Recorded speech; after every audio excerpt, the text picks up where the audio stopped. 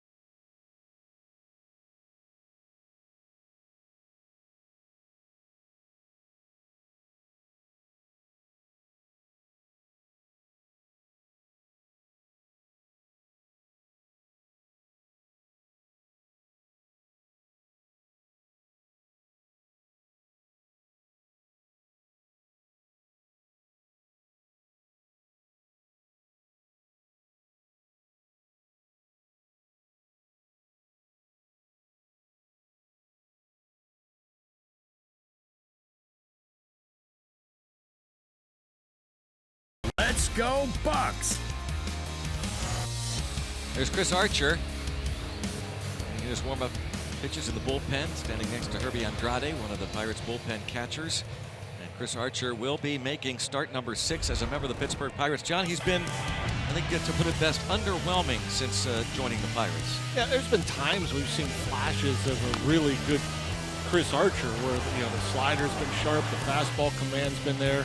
I mean, he's pitched into and out of some jams, but we have yet to get that complete start from Chris Archer where he's come in and had, all his stuff working and being able to command that. And so looking to even up his record as a Pirate, and hopefully he'll have that strong stuff going tonight. Well, a guy that's been very strong since joining the Braves, Kevin Gossman, is on the mound tonight for Atlanta, making his 6th start. He's 4-1 with a 1.69 ERA since being traded over from the Baltimore Orioles.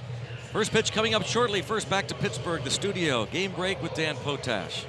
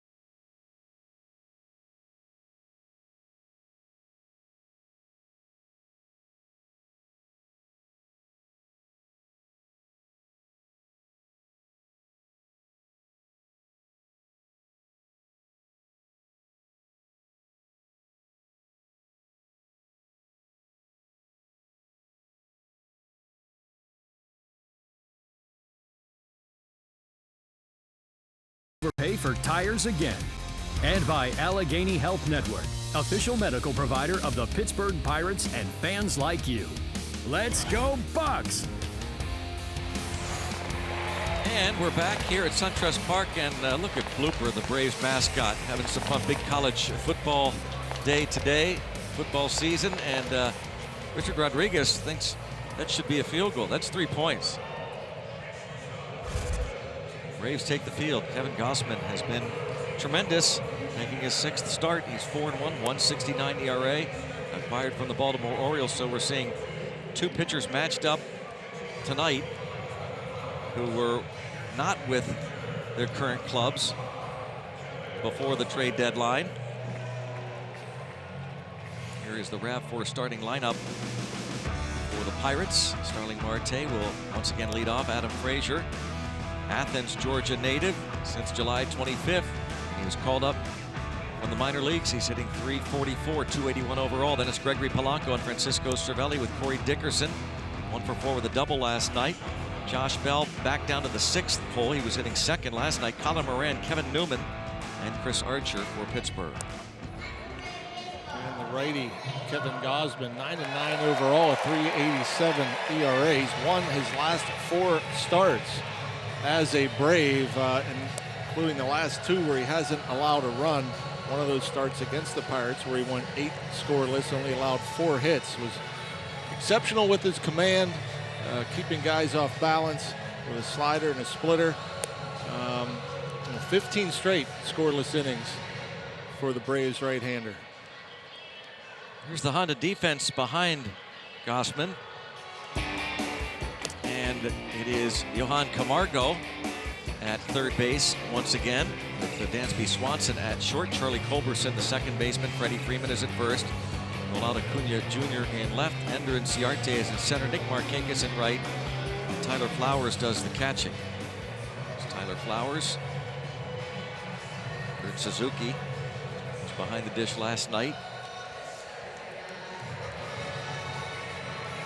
Pirates beat Atlanta 3-2. Another strong pitching performance from Jamison Tyone. Starling Marte started last night's ball game with an infield single and then was caught stealing against Anibal Sanchez. He ended up with a couple of hits and a run scored. Picked up his 30th stolen base of the season later in the ball game, part of a double steal.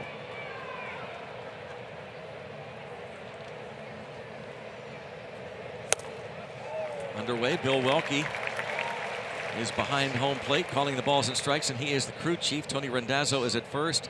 Over at second, Jordan Baker, and at third, it is Lance Barrett.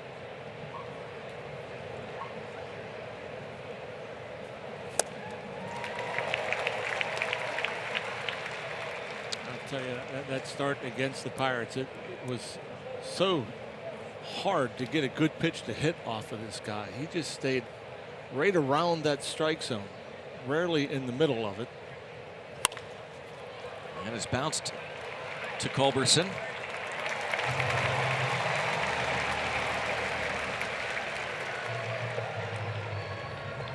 Ball game begins with a ground out to second. Starling Marte will have to wait to try and extend that hitting streak. Currently sits at 7 straight ball games. Crowded dugouts and bullpens throughout baseball starting today, and it'll get more crowded once the Indianapolis Indians season comes to an end.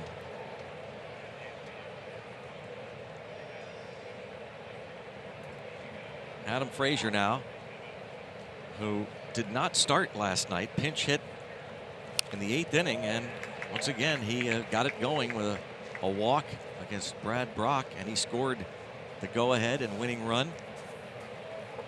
That allowed Tyone to get the win because Tyone was done after his 7 innings. Game was tied.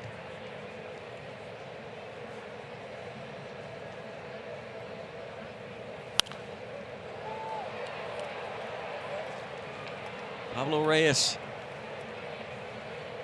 is in the major leagues, in the dugout.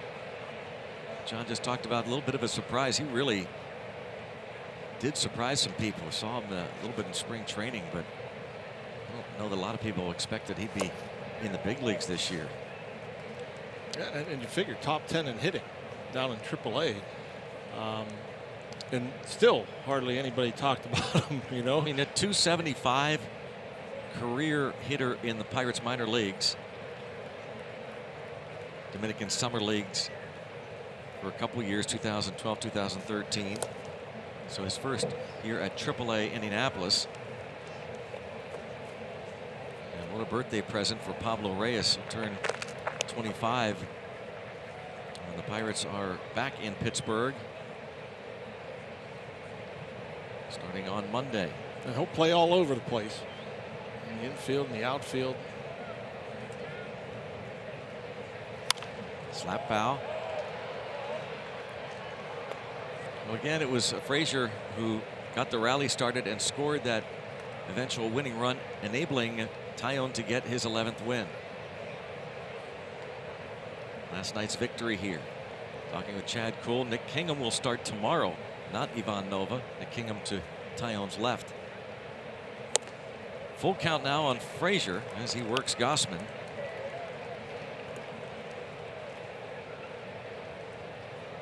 Grew up about 70 miles east in Athens, Georgia. A Braves fan.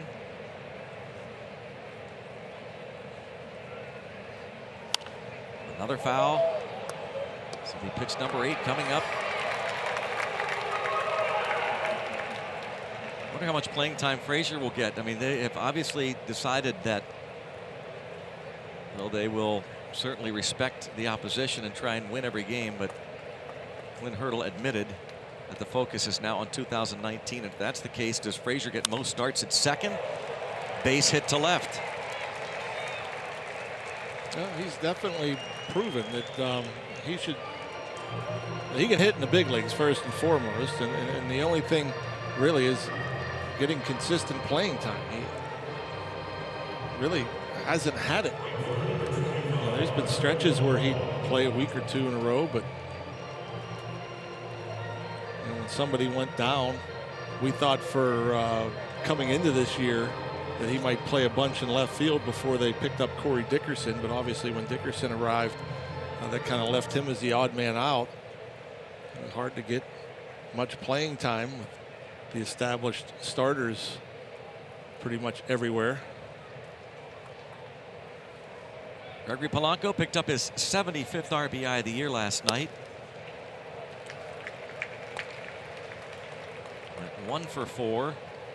Struck out a couple of times. His base hit drove in Frazier in the 8th inning. Hit it into left center field.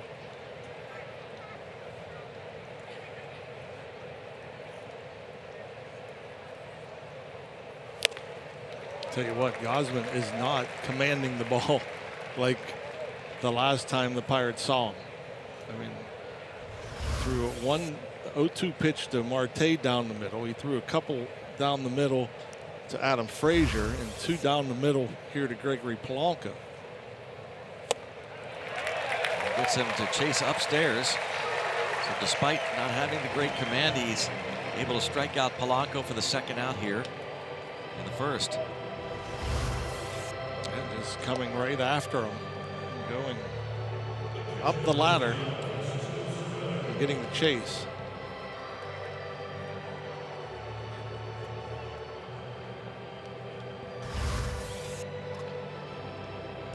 Gossman is 27 years old as he faces Francisco Cervelli, who came in for Elias Diaz during the game last night. Diaz was forced to leave with the right hamstring discomfort, and Frazier takes off. There will be no throw. So Flowers not able to get a handle, and so Frazier picks up his first stolen base in the big leagues this year.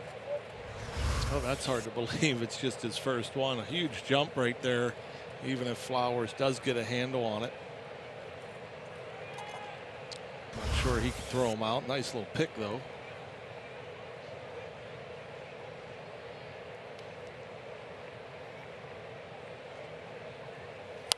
Chance for Cervelli, who's been outstanding in these situations.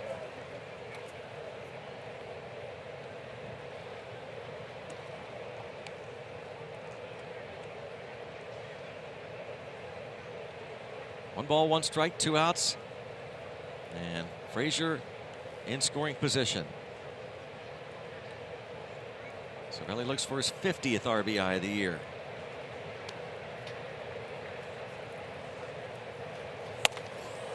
And the exaggerated,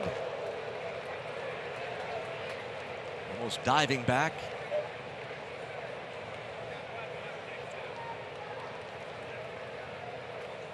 It's almost like he picked it up late. When he realized how close it was to him, then he reacted. As you can see, the reaction after Flowers caught the ball.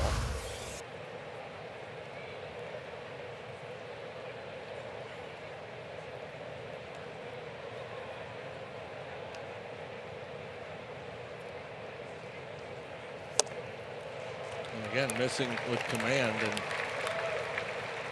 unable to pull the trigger was Cervelli, but another one catching a lot of plate.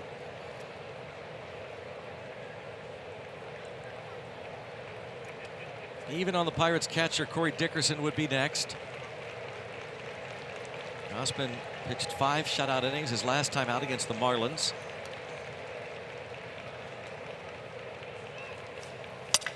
A broken bat pop up. Shallow left. And catch made, and then the slide by Acuna. And the Pirates strand a runner. Chris Archer takes the mound.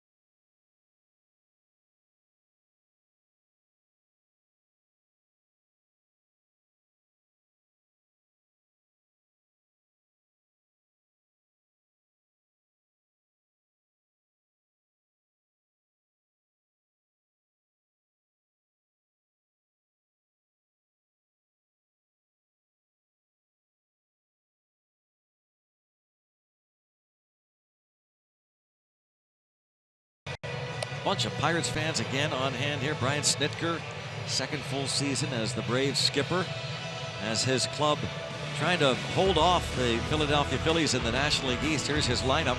Ronald Acuna Jr. will be followed by Ender Inciarte and Freddie Freeman. Last 9 games, Freeman struggling, batting .143. Nick Markakis is the cleanup hitter. Johan Camargo has hit safely in 7 of his last 8 games. Will be followed by Charlie Culberson getting the start at second. Tyler Flowers behind the plate. Dansby Swanson, Kevin Gausman against Chris Archer. Chris looking for that first complete start. Has failed to go more than 5 innings. Pitched into the 6th once at Minnesota, but in his 5 starts, a .645 ERA as a Pirate.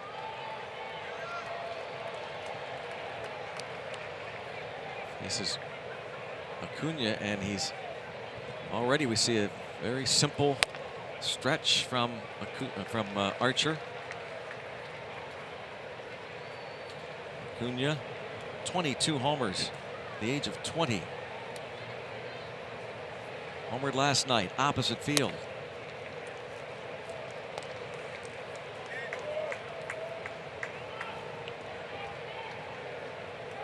Chris Archer's second start against the Braves, went 4 innings. Ooh. 2 starts back, he thought he had a strike and should have, but didn't get the call from Welke.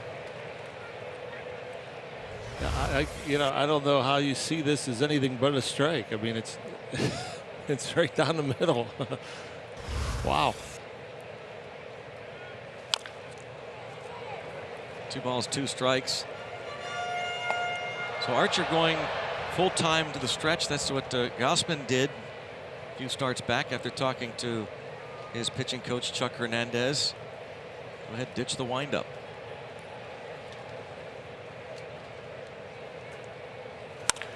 Shot past the pitcher, but there's the second baseman Frazier on the backhand. Hard hit ball, but Frazier there. And we check out the rest of the Pirates defense. Kevin Newman, the rookie at shortstop. We saw Frazier make that play on the corners. Colin Moran and Josh Bell. Dickerson, Marte, Polanco in the outfield left to right. Francisco Cervelli catching Chris Archer.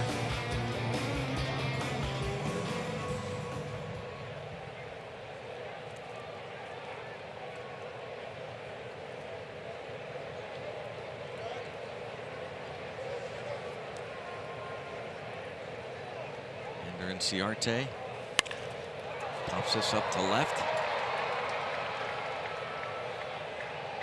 For the out. Like to see that too, from Chris Archer, the quick outs. Which you don't see, we have not seen much of at all from Archer.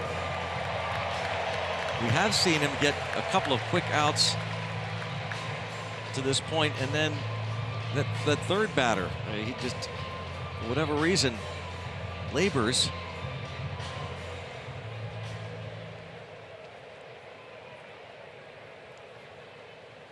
Freddie Freeman hitting .309 overall. You've talked about this before, John, that you see the good stuff, though, from Archer. It's not like you get a guy and you go, oh, my gosh, what do you have? What's the problem? I mean, the stuff is there. Oh, yeah. He has a good live fastball with some movement. The slider's sharp. I mean, he can ramp it up higher than that 94. Really has been inconsistent command. Really hasn't been able to throw it where he's wanted to.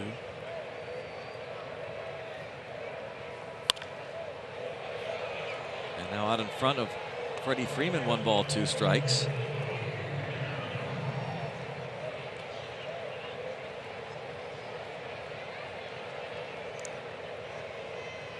Archer facing Freddie Freeman, who he has been struggling lately, still leads the league, tied for the league lead in hits.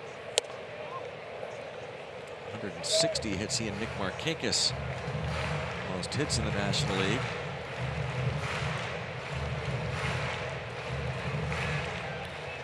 Oh for 4 with 3 strikeouts last night.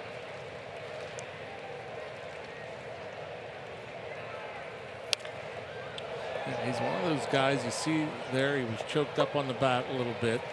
We'll see a lot of pitches. Approach a little bit like Joey Votto, where he's trying to hit the ball. It looks like he's trying to hit the ball the other way. Doesn't mean he won't pull it, especially if you hang a breaking ball in there.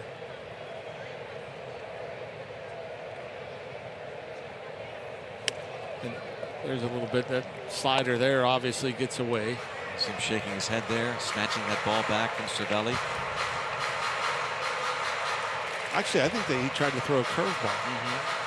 That was not a slider. That was a curveball at 80 miles per hour.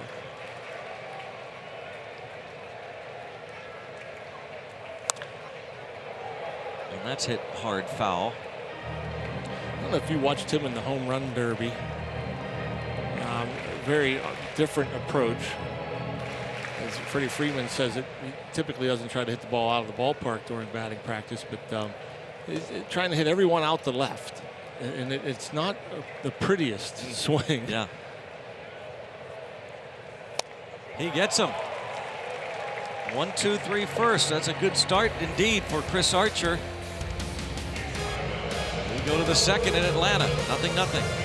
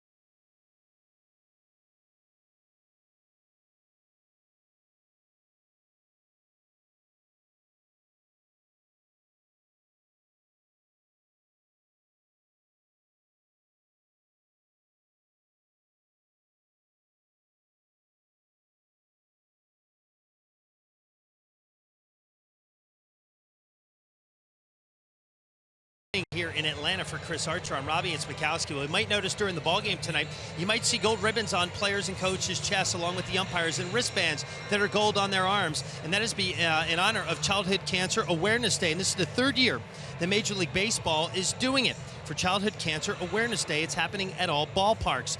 September is Childhood Cancer Awareness Month.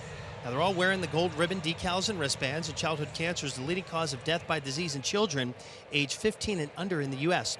And the Braves today hosted a pregame party for cancer fighters, survivors, and their friends and family members, a pregame parade around the warning track. It was a great time. The Braves' wives hosted a fundraiser for local childhood cancer-focused nonprofits. It was pretty cool. Also, an on-field check presentation took place as well. So if you're wondering why everybody's wearing gold wristbands, Childhood Cancer Awareness Day around Major League Baseball. Greg? All right, Robbie. So, of course, you see a lot of gold on the Pirates unis anyway, but accented by a lot of the wristbands, the ribbons, the umpires, the wristbands. You see Bill Welke behind home plate. Here is the pitch to Dickerson. 1 ball, 1 strike. It'll be followed by Josh Bell and Colin Moran. Here in the 2nd against Kevin Gossman, a first-round pick of the Orioles in 2012, 4th overall out of LSU that year. Dickerson went 1 for 4 last night. A leadoff double in the 2nd against Danibal Sanchez. The scoreless innings streak now for Gossman has reached 16 straight frames. We're back to that start against the Marlins, and before that the Pirates start at PNC Park. Josh Bell to follow Dickerson. Just 3 hits and 22 at-bats on the road trip.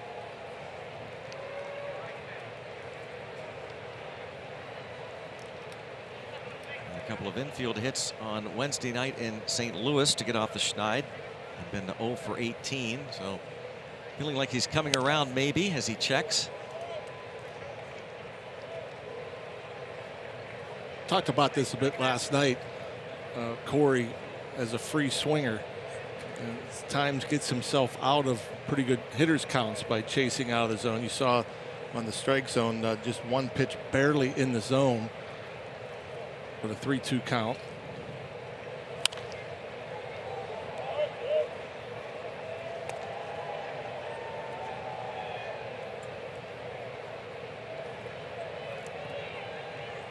So still 3-2 on Dickerson. And you can see at least the Pirates are early on making Gossman work a little bit.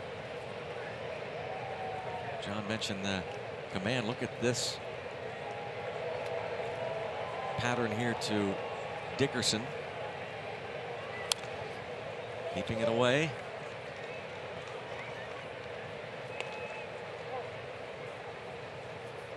As we go into September and looking toward 2019 and seeing what kind of playing time everybody gets, we wondered about Adam Frazier. Does he get most of the starts at 2nd? Kevin Newman at short, which would, of course, take away playing time from the likes of Josh Harrison and Jordy Mercer.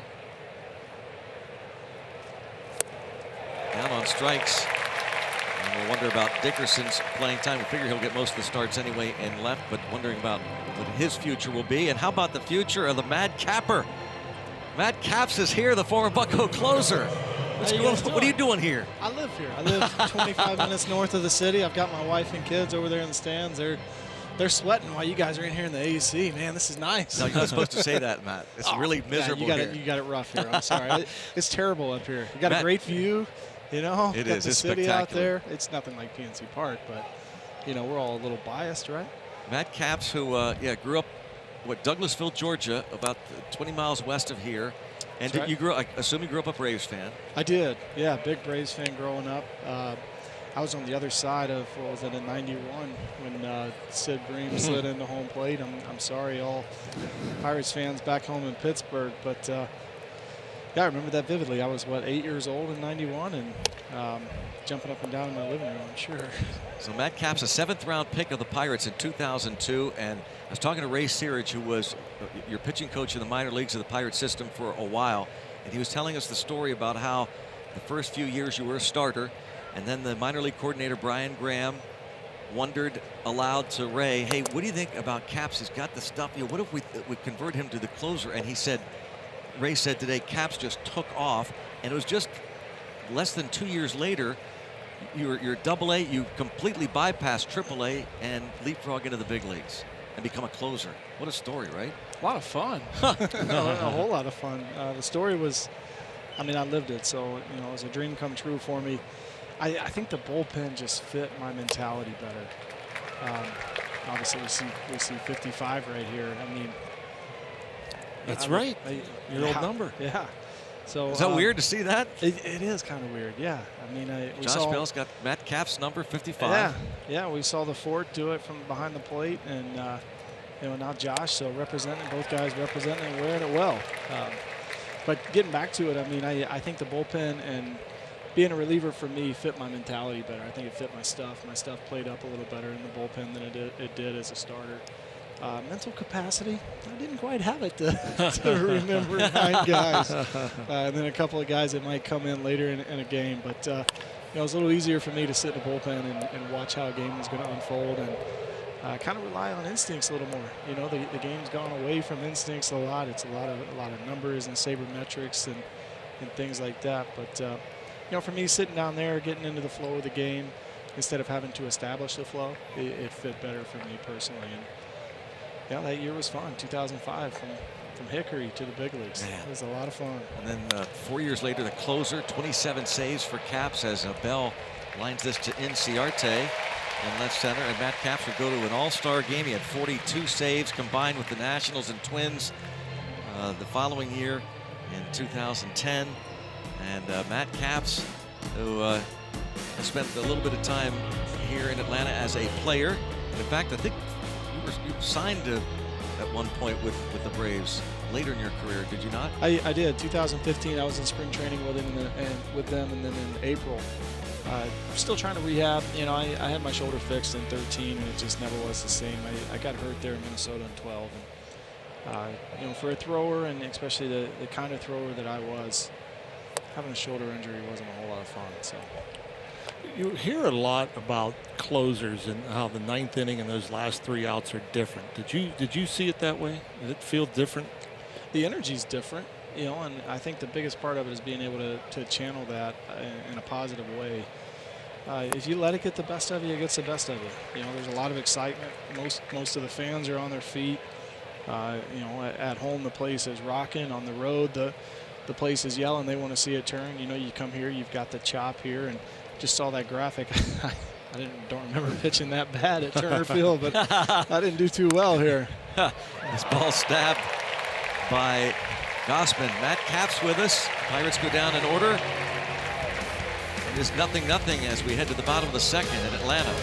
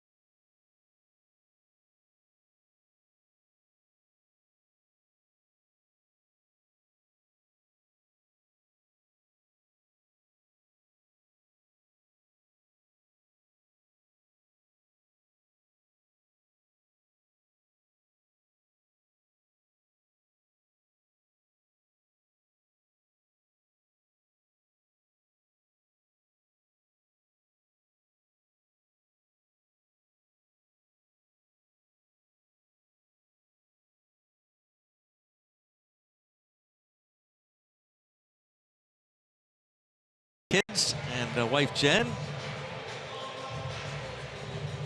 Wells and Caroline. And yeah, take a look at the debut of Matt Capps, September 16, 2005. Against the Cincinnati Reds. You remember it? Very well. I don't remember being that skinny.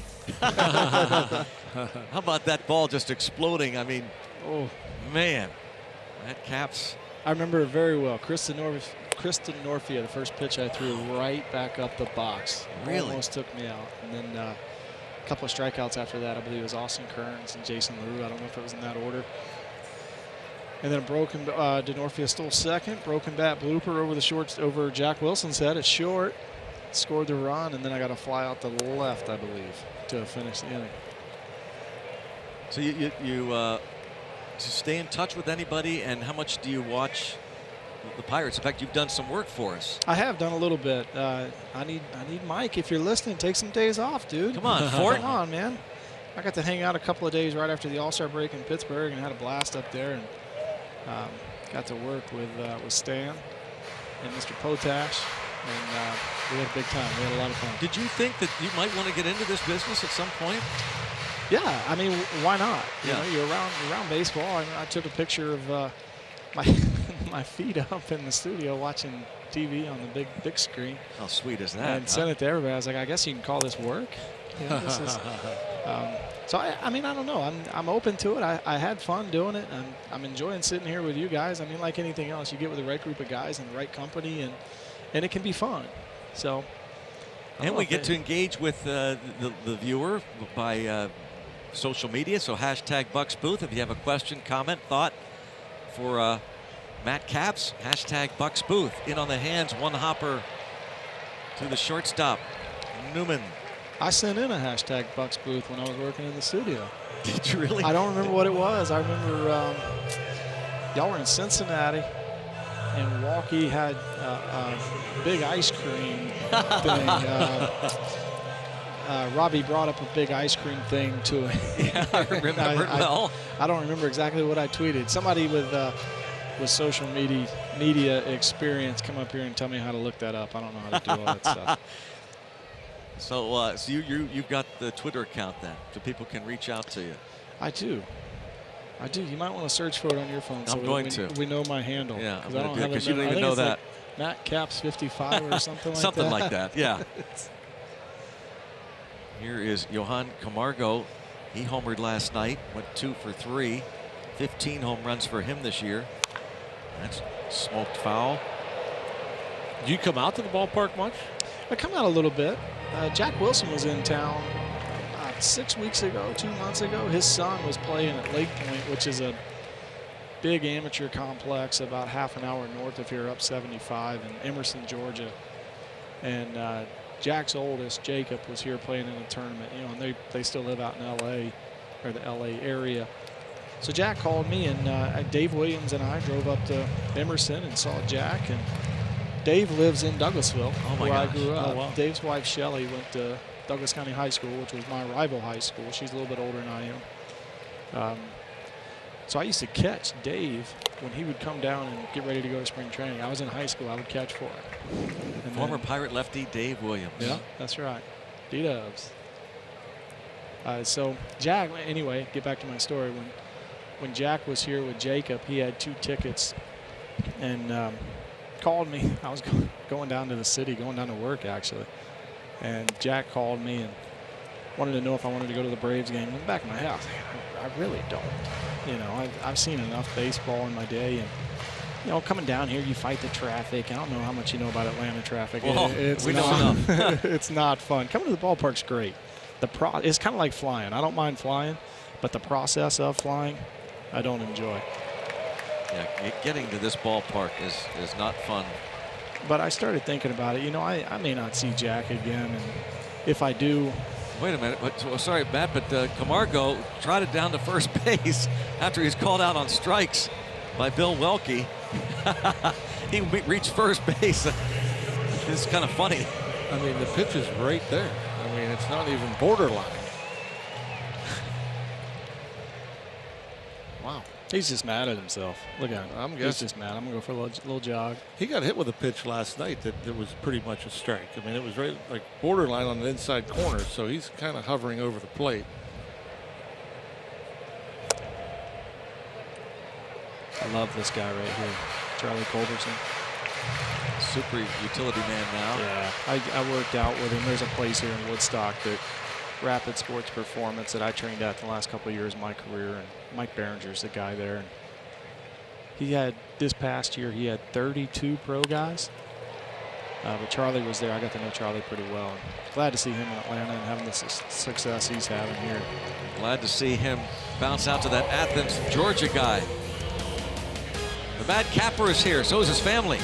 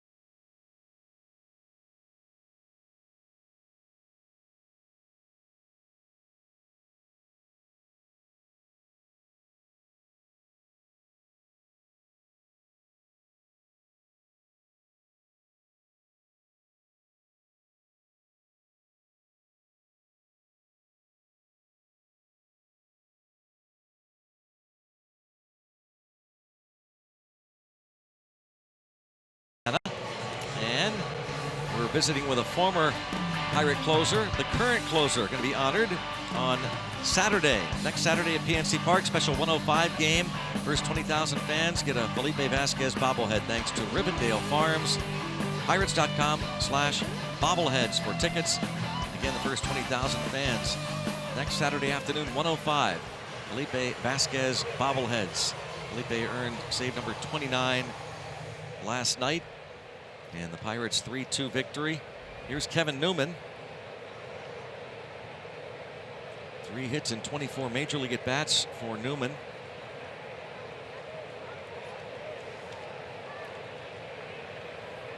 He's hitless in his last 12 ABs. Followed by Chris Archer and Starling Marte. Ask everybody that finishes up their career. I mean, you've competed your entire life, and then it's hard to replay. If you find a way to replace or find a way to compete, to kind of have that still in your system in any way, shape, or form, I don't you do anything? I don't think it's possible to find anything to duplicate this. But, bowling, ping pong, golf. No, golf. I have been playing a little bit of golf. Yeah. Not a whole lot. I've probably played 7 or 8 times this year, but. I'm doing a lot of things. I'm having a lot of fun with it. I've joined up with a little group doing some commercial real estate stuff and helping them find medical office space to be, kind of direct with what we do. I'm on the Chick-fil-A Peach Bowl Board of Directors. Oh, hello. So I found myself doing that. That kind of fell into my lap about 2 years ago. A buddy of mine came to me and asked me if I'd have interest in doing it. So they were looking to get the board a little bit younger. And I grew up in the South. College football is kind of a big deal around here. So I jumped all over that. And, it's pretty much now with the way everything is in college football. It's a good old boys club. So you go down there and you hang out on Tuesdays during the college football season, talk about what's going on in NCAA football. And, I've had a lot of fun with that. So I've yet to travel on a trip for them, but I go down to the meetings and I go to the Peach Bowl, and jeez, you know, we most of our crew is at the game today, the Auburn Washington game. So hobnobbing with the big wigs and all. Yeah, look at that. God, look at you. It's fun. So, and then there's some baseball work that I do a little bit, not a whole lot. I've got a team here in Atlanta, East Cobb Yankees, that I do a lot of instruction and coaching. Archer's going to foul out. Hashtag Bucks Booth if you have a question, comment, thought for Matt Capps, former Pirates closer. He's in the booth with us. He's from nearby Douglasville, Georgia, Point Park University. Tweet, we do have a question, Matt. When you used to pitch, you always would clean off the pitching plate by swiping your feet across the entire plate. How did that get in your routine? Wow, John, student of the game, and Matt Capps. I did. I like to clean. Yeah, I think it was one of those things that I did a couple of times, just that nervous energy out there, and then it just became habit. A lot of times I did it, didn't even know I was doing it. So stuck with that routine throughout your career then? I did. Yep, I did. Good job, John. Nice. There it is, the plate, the slab. There it is, right you there. couldn't pitch on that. I couldn't. That's unacceptable. Yeah, Unacceptable. It bothers you to this day watching that. Gossman facing Starling Marte, got him to bounce out. This guy's a good player. I like watching him play. He's got all the tools, doesn't he? He does. Starling Marte. He does. And when he is on, he's as fun to watch as any player in the game. That's the only question we're getting? It's the only one they sent Oh, in? no, we got plenty more. We're just selecting them. They're going through them now in the truck and trying to decipher which ones we should and can air. No, I got it. Okay, all right. You know, that's fair. We are live, so we just don't want to throw them all up there, No, just in case. All right. 1 ball, 2 strikes on Marte, and it's 2-2. Matt Capps, who did a little work on AT Sportsnet earlier this year, and he's pleading with his buddy Michael McHenry, the Ford, to hey, take a few days off, Michael. So Matt can do a few more games if you would. And up the middle, a base hit for Marte. Well, Matt, when you were pitching for the Pirates, obviously it was a tough time. It was just about that time where the Pirates were making the move to competing. The Pirates really was 2012. They were well above 500 going into the last, I think, 6 weeks of the season. Had a terrible collapse. But that's about when they really started to compete, 2012. Still, you were kind of born and raised in this Pirates organization. You mentioned Jack Wilson, Dave Williams. What about some of the other guys? And as you watched this team evolve, what was it like? It was heartbreaking because I wanted to be here. It was a tough time in my career, tough time in my life when my Pirates days came to an end. And I kept trying to come back. Unfortunately, after I had my shoulder fixed, my stuff never came back. So the opportunity, and rightfully so, the opportunity didn't come back. But Pittsburgh's a great place. That period, I think, in any man's life, from 21, 22, until you're 26, 27. I mean, that's a big transition. And I grew up in Pittsburgh in a sense. And a lot of firsts there. My first big league game, my first opening day, first win, first save. And my first hit came in Cincinnati, but close enough. Wow. I'm just throwing that out there. It came as a Pirate off Todd Coffey. How about that? Rock, pitchers remember that. Oh, of course, yeah. Pitchers always. I remember all my hits. Of course you do. How many hits did you end up with? Just one. That was it? Yeah. Just one? Didn't get a lot of ABs as a late inning reliever. No, 1 for 5. Okay. Actually, 1 for 5. So I got the knock off Coffey. And then, how about this draw? I got Broxton in L.A., Kerry Wood in Pittsburgh when he was with Cleveland, and then Ryan Madsen in Philly. Oh, my gosh. Yeah. Hang with him. Yeah. Oh. That's rough. Yeah, if you're pitching late in the game and you're a closer, chances are if you're going to bat, you're going to be facing guys that are pitching late in the game. 3-1 on Adam Frazier. I think we have another question now. We have to be a little bit careful with 2 outs. We don't like to start stories. Not that we're not confident that the inning isn't going to continue, but we do have a question from Stacy about what you miss most about Pittsburgh. Again, hashtag Bucks Booth for Matt Capps. And it's in the air to left. This is what we call a tease in the business, as the catch is made by Acuna, and we'll find out Matt Capps' answer as we go to the bottom of the 3rd. It is 0-0 in Atlanta.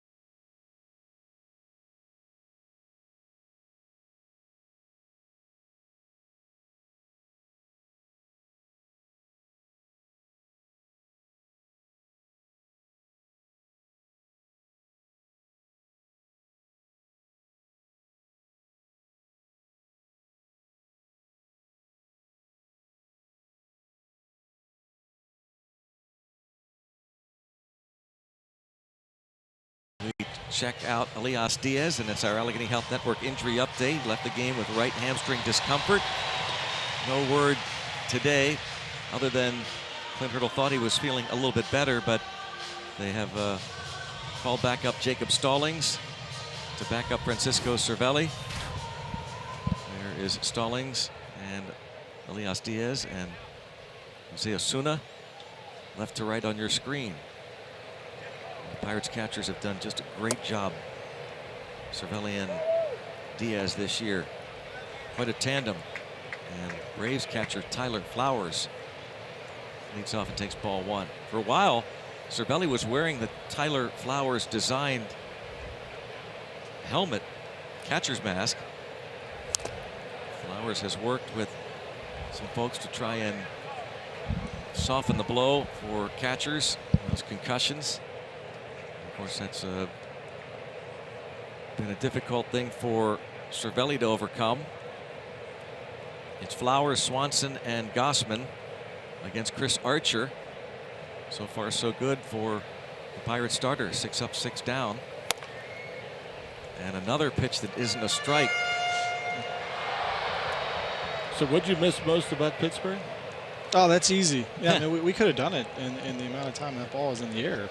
The people of Pittsburgh are salt of the earth, just great people. Everywhere I went, when we lived downtown, when we lived in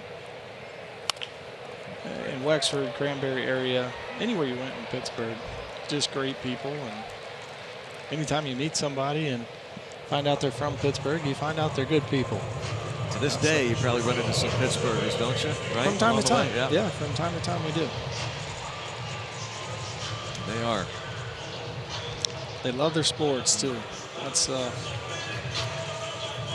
another thing I loved about being there is the pride they took in the Pirates, the Penguins, the Steelers, or the Stellars. Stillers. So Matt Capps was drafted by the Pirates the year after they moved into PNC Park. Got to watch my son over there right now. So he hit with Dansby a lot this offseason. Oh, no kidding? Yeah. Wow. Dansby Swanson from Kennesaw, Georgia. Yeah, Marietta High School, right? Yeah. So that East Cobb team that I worked with, Dansby came up with and played with him at 16, 17, 18. So that's Wells? Wells, yeah. Wells caps Matt's son. Worked with Dansby Swanson. Dansby Swanson, who was the first pick overall just 3 years ago in Major League Baseball out of Vanderbilt by the Diamondbacks. Cervelli wants him to bounce it. He didn't quite get it down there. Just stay away from up and in. Yeah. Just stay out of up and in. He does damage up and in. You can stay down and away, even down and in. Just I wouldn't even go down and in. Just stay down and away and you'll be all right. Are you? What do you think about the velocities we're seeing nowadays? I wish I had it. Yeah. I mean, Isn't it something? it's crazy. So when I first got to the big leagues, I think Mike Gonzalez and I were the only two guys on our bullpen that were 95, that could touch 95 or harder. And now it seems like you can't break into a bullpen if you're not 95 plus. And most starters are sustaining 95 through 6, 7, 8 innings. I think a lot of it is just the training and the knowledge with how to train that we have now. The way the body works, understanding the way the body works, and shoulder hip separation and stuff like that. And I think the training, the nutrition, which is where I excelled, comes into play. There we go. A little pop up and Cervelli not able to get there. But I also wouldn't be surprised if it's a little bit of technology too. And the way a radar gun is, and the way it reads, and things like that. It's being read now right out of the hand. Yeah, so peak velocity compared to average velocity or whatnot. Another look at Cervelli's attempt. Great effort. He could feel that wall coming. It's a brick wall. Yeah. So no giving that one. Yeah. Matt, who your catchers over the years? Minors, big leagues. Who were your catchers, and who did you like to throw to? Broke into the big leagues with Humberto Cota. I had Ryan Doman. Had Doman in the minor leagues, and then had Doman in the big leagues. Ronnie Paulino, loved throwing to Ronnie Paulino. Just the big square target. And for a guy the size of Ronnie, he felt like you could funnel the baseball downhill and down into the bottom of the strike zone. And he'd set up on the outside corner or the inside corner and just split it. And it just gave you this visual of everything like tunneled right in there. Yeah. Wow. It was beautiful. Then probably one of the bigger treats of my career, I get to DC and throw to Ivan Rodriguez. So I got to pitch to Pudge, and Pudge helped me a lot. He helped me a whole lot. He's the first guy that really gave me that confidence with that front hip sinker. I threw sinkers a lot here in Pittsburgh, and in my time with the Pirates would backdoor to righties, but never really had that confidence front hip to a lefty. And I'll never forget it. We're in Philadelphia, and I'm facing Chase Utley. And Pudge is trying to get me to do it, and I shake. He tries to do it again, and I shake. and it's like he does it one more time, and he gives me that, you're going to get it in there. And I'm like, okay. So I shake, yes. I come set. And when I come set, I see him move the umpire. And, there was one guy in baseball at that point in time that could turn around and move an umpire, and that was Pudge Rodriguez. And it just gave me this sense of confidence. And I executed the pitch. I struck him out. That's cool. Kind of the rest of that year, that became a weapon for me. The rest of that year, and then the rest of my career, really. I think too, like for you to throw it to Chase Utley, because he probably more than anybody, I would think, turns on that pitch in. He was so short and quick, and so you never wanted to miss in on Chase Utley. Well, you couldn't. He was right on top of the plate. So if you missed in, you hit him. But yeah, it was his. He got the barrel of the bat to the baseball quicker than I think anybody at that point in time. So deep to right, Polanco in the corner, and out of play in this long at bat. Dansby Swanson continues. Chris Archer trying to put him away. Another question. Hashtag Bucks Booth talking to Matt Capps, former Pirates closer. And this from Chris. How did it feel making your first ever appearance in the All-Star game in 2010? You struck out David Ortiz. Thank you for that, Chris, for reminding us. Yeah. Well, I mean, to what we were just talking about, I got ahead. I shouldn't say I got ahead, but I got to 2-2 and ended up striking out David Ortiz looking on that front hip sinker. And that was a cool story. And, you know, even cooler now with what happened in the fall. But I was down in the bullpen in Anaheim, and Roy Halladay goes out to pitch the 6th inning. 11 pitches, he gets him. 3rd strikeout for Archer.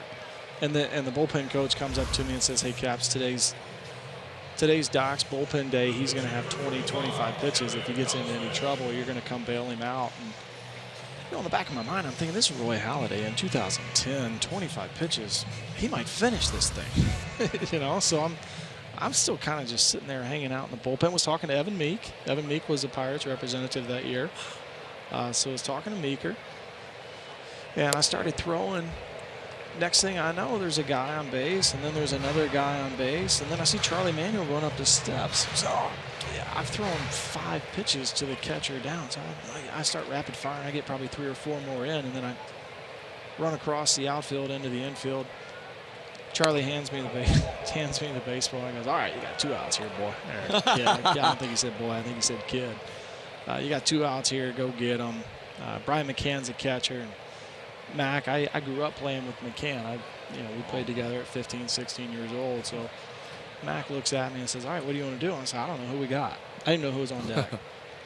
So I turned and look behind him, and it's David Ortiz. So that is wild. That is really cool. And how about what Archer's done tonight? 3 perfect innings, 0-0.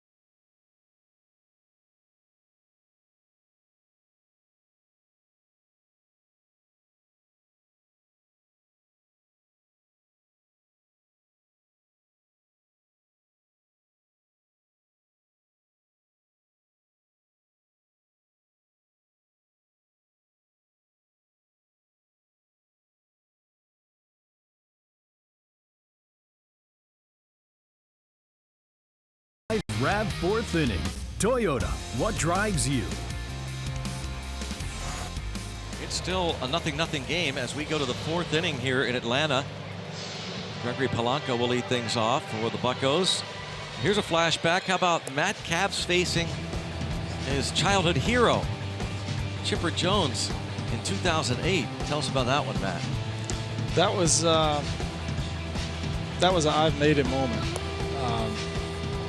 I grew up, Chipper Jones was Del Murphy first and foremost, and then Chipper Jones. And Smoltz and Glavine and Maddox. I mean, all the Braves greats here. But the first time I faced Chipper Jones, probably right after I cleaned the mound off. Yeah, of course. I stood up and I heard Crazy Train blaring and see Chipper Jones step up to the plate. And it's like, I'm in the big leagues. Wow. And I'd been there. That was March 31st, 08. It said I'd been there for 2 years. But that was one of those moments for me. It's like, I've made it. How many times did you face him? I don't know. I faced him 4 times. Is that the only hit I gave up? He likes that 250 a Hall of little Fame. bit, doesn't he? So I saw him the year after he retired. We saw him at Circus Soleil here in Atlanta. I was with my wife and my son wasn't with us.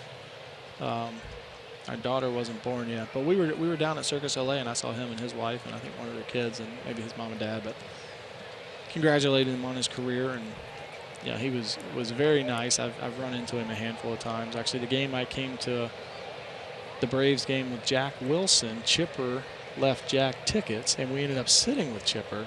What? Wait a minute, how did that happen?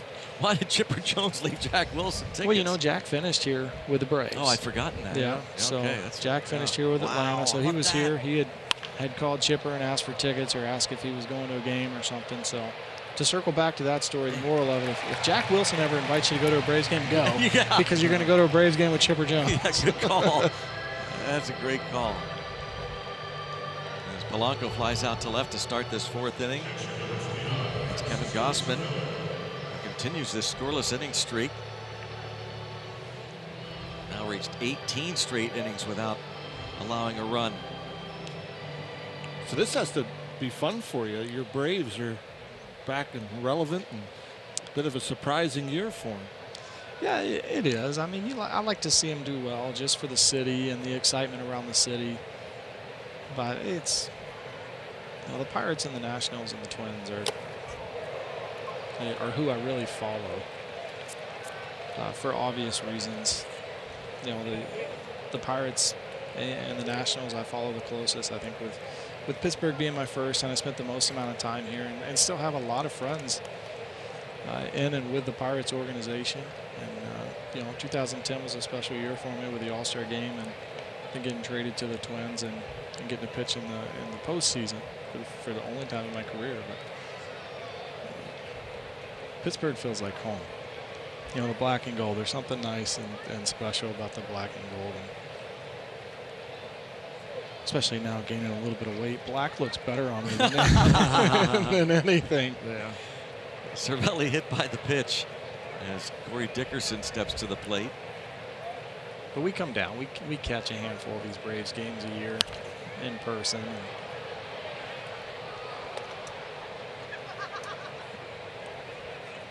Well, it's neat that you keep up with some of your old teammates, old friends, Pittsburgh, and it's great to have Matt Capps in the booth with us.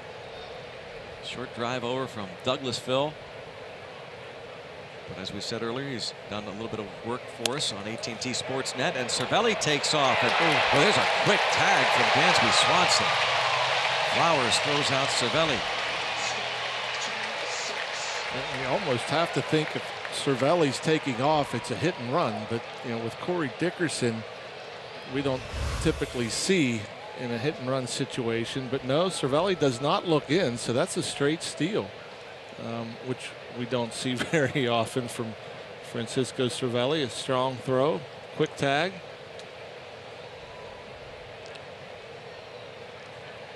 He was almost going, you know, Flowers going out to the outside part of the plate like he was anticipating it. Like it was almost like a pitch out. Yeah. With Francisco Cervelli at first base, which doesn't make sense.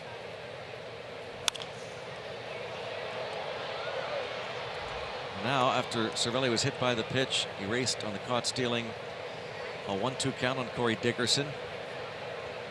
Struck out against Gausman, leading off the second. What about how hot he was coming off the All-Star break?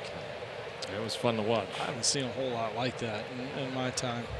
Yeah, and you know, that was only really the only period in time where he was hitting the ball out of the ballpark, which, you know, we expected. I mean, we were anticipating 20 to 30 home runs, and he was kind of spraying the ball around the first couple of months of the season, then finally got hot and started driving the ball, hitting the ball out of the ballpark. What do you have, 4 or 5 straight games with a homer? Yeah. And he was in the leadoff spot doing all that damage too, wasn't he? Yeah, and unfortunately he got hurt.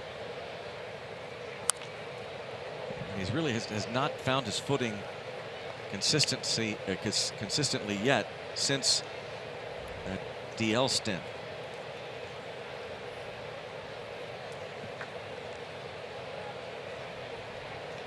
Corey Dickerson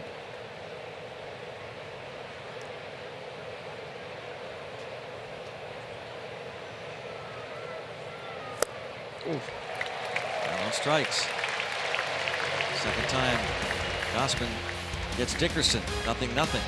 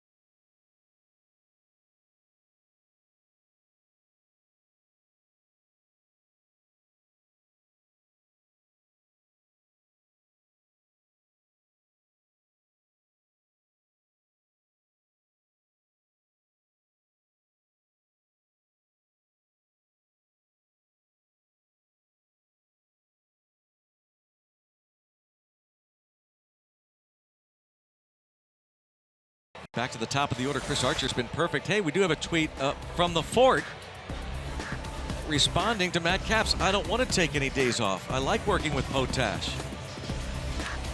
There you go, Matt. Selfish. Yep. Just selfish. That's it. And how about that picture of him just laying back watching the game? How sweet is that? Well, that's exactly what I did. I had my feet up. If Mike, if you can hear me, I had my feet on your desk. So he got you. Yeah. He's one-upped you. I won. No, that was a blast. I really had a great time. We'll be having you back because the Fort, he's tough to get out of the lineup, but it's a grind. Even Fort needs a day off once in a while. And how about Chris Archer, by the way? 4 strikeouts. 9 up, 9 down. 1 ball, 1 strike on Acuna.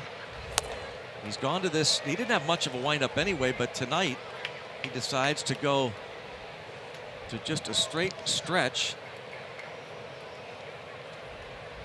And you wonder, there's a Pedro Martinez tweet a couple of weeks ago, speaking of Hall of Famers, commented on Chris Archer. 2 balls, 2 strikes. Sometimes you just have to simplify. You have to get out of the windup, simplify. I talk about it a lot when I'm working with younger kids. We're going to work out of the stretch.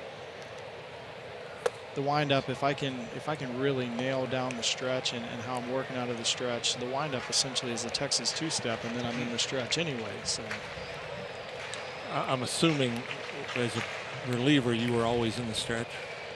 I wasn't actually. The first couple of years, actually, Joe Kerrigan converted me into the stretch only. So I had, Kerrigan didn't come until 2008, so I had 5, 6, 7 where I would work out of the windup. And Kerrigan actually, one day I got to the ballpark and I had a packet in my chair. It wasn't a packet, it was just 1 sheet of paper. And it had my splits out of the windup compared to out of the stretch. And it was pretty substantial, you know, how much better I was out of the stretch. So it didn't happen right away. I was, you know, the ego got a little bit of the best of me, and I wanted to keep working out of the windup and kind of prove him wrong. But you know, it wasn't very long before I was exclusively out of the stretch. You know, if you think about it, guys, elite relievers and closers, I mean, Joe Nathan's the only one that I can think of that used the windup a whole lot. Yeah. Well, it's better to be better out of the stretch. Yeah. Because obviously you have runners on. For sure. You know. For sure. I tell kids all the time, I mentioned earlier, I do a lot of work with an East Cobb team here in Atlanta. I don't care if you pitch out of the windup. When we're standing here in a bullpen mound and we're working, I don't want to see the windup. It's exclusively out of the stretch. Now snap throw to first. Oh, if Bell had been able to just reach back a little bit further, he had Acuna. Pirates are going to check it quickly on the video replay, see maybe. It definitely looked like the ball arrived before Acuna. It just didn't look like Bell could get the tag on him. He does a good job, does Acuna, of going wide, going to the outfield side of first base, so Bell couldn't reach him.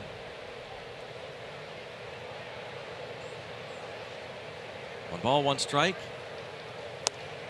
And it's 1-2. In a moment, we'll show some video of what we saw earlier on this road trip with Chris Archer and pitching coach Ray Searage.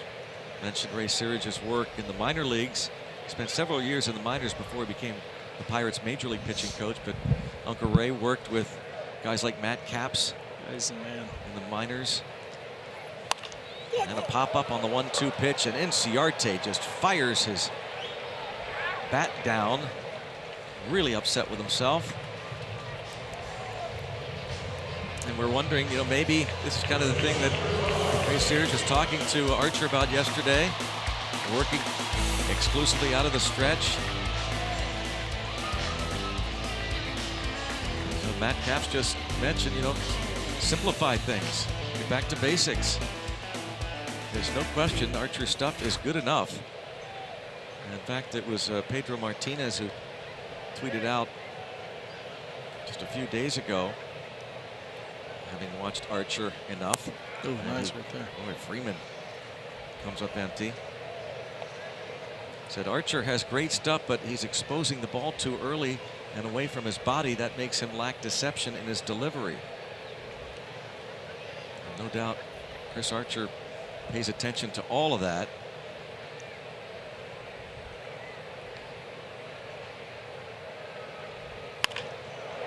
And driven toward left. And Dickerson for the second out. Matt, what do you like about when you watch a guy like Chris Archer? We're talking about his stuff, and he's got a history of a bunch of strikeouts when he was with Tampa Bay. Their ace. What do you like about him? I like to see guys that attack the strike zone. There was a graphic up a minute ago. He was 7 for 10 in first pitch strikes. That's something I pay a lot of attention to when I talk to people about pitching. Be aggressive. Be aggressive. Be aggressive in the strike zone. Don't forget how hard it is to hit. I was a hitter in high school, signed to go to college as a catcher. Was drafted as a pitcher, I think mainly because I threw hard at the time. But hitting's not easy. So go out there, throw the ball over the plate, compete, have fun. He pounds the strike zone, fills it up with strikes, and goes out there and competes. And one thing we know about here in Pittsburgh, if anybody can get somebody on the bump right, it's that man in the dugout, Ray Searage. I'm not sure. There's a couple of people in baseball in my life, really, that I probably wouldn't have had a career without. My father is one of them. Miguel Bonilla, the first pitching coach I had in pro ball with the Pirates, is another, and then Ray Searage.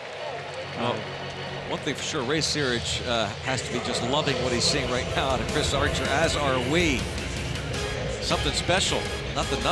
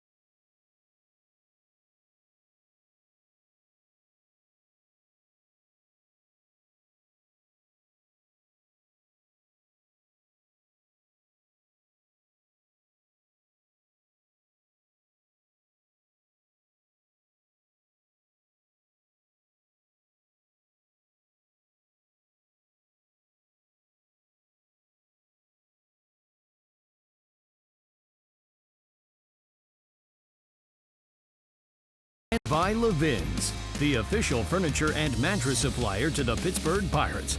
For the best quality, service, and value, shop Levin's. Let's go Bucks! MLB.TV now available at a lower price for $49.99. Watch every out-of-market regular season game. Plus, get a free subscription to MLB At-Bat Premium. Blackout and other restrictions apply. Visit MLB.TV to take advantage of this special offer. On to the 5th. Still no score. Braves, Pirates. Josh Bell wearing that number 55. Lined out in the 2nd. Gausman has given up 1 homer in his first 5 Braves starts. Gave up 21 in 21 starts this year with Baltimore. Let's see number 2 right here. See if that number 55 can be special again tonight, as it has been over the years. Whoever's worn that uni.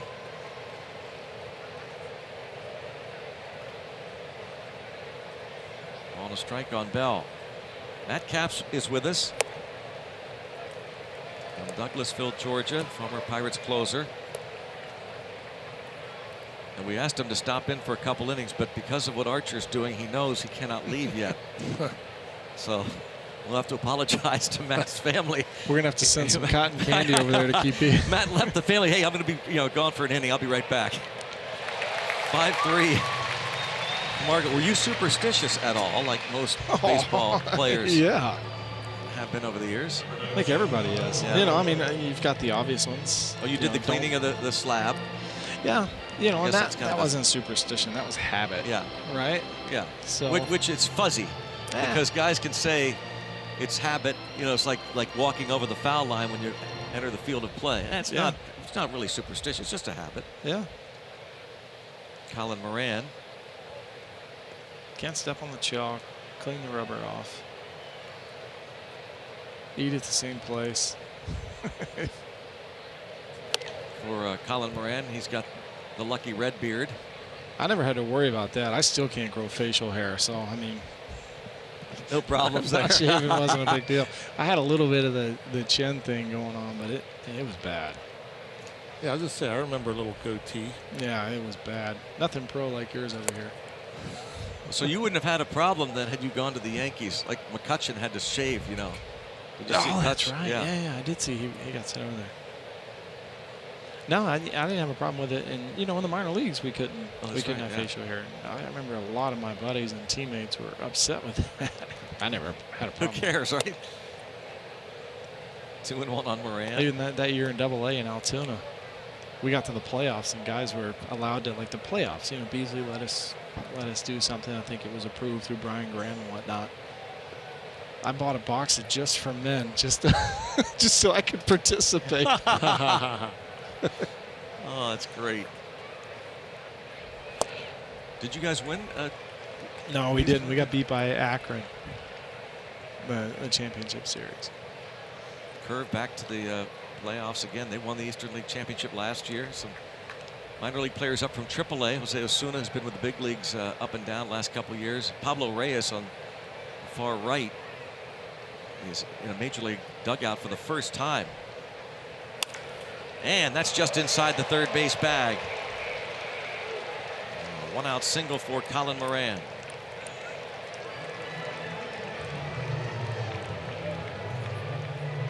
So good at using the whole field.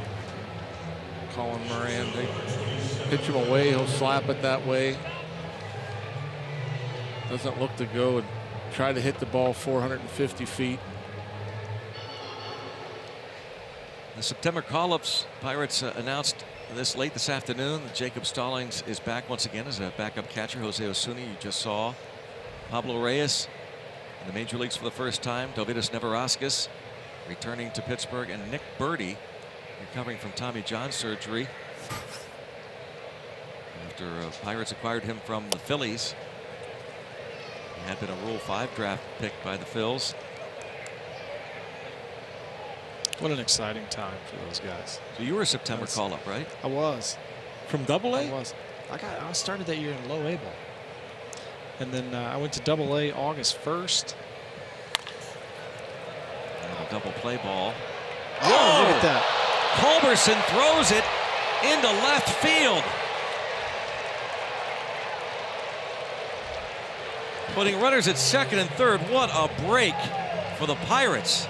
Probably the only way it was going to be a double play ball is if he stops, runs Colin Moran back, makes Colin Moran either tag Colin Moran or make Colin Moran stop and retreat. But he has him right there. Throw it to first, and then that's your best chance of a double play there. And tries to rush the backhanded flip. Nowhere close to the shortstop Swanson. So a great opportunity here. Second and third, but you got the pitcher Chris Archer up. Nice base running by Moran by not running into that too. Yeah, you never run into that tag. Newman winds up at second. Yeah, the infield and Archer's been working really hard at hitting. He goes full bore, everything he does. And once he joined the Pirates and knowing he's going to have to hit in the National League, he has really been working not only in the cages but during regular BP. See if it can pay off here. And wouldn't that be something? The way Chris Archer is pitching, if he could help his own cause and bring in that run from third. He has 2 big league hits.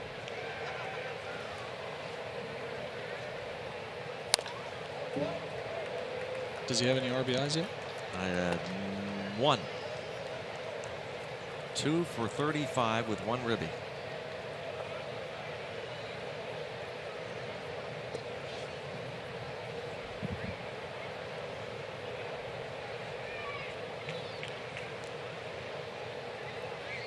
A 1-2 count.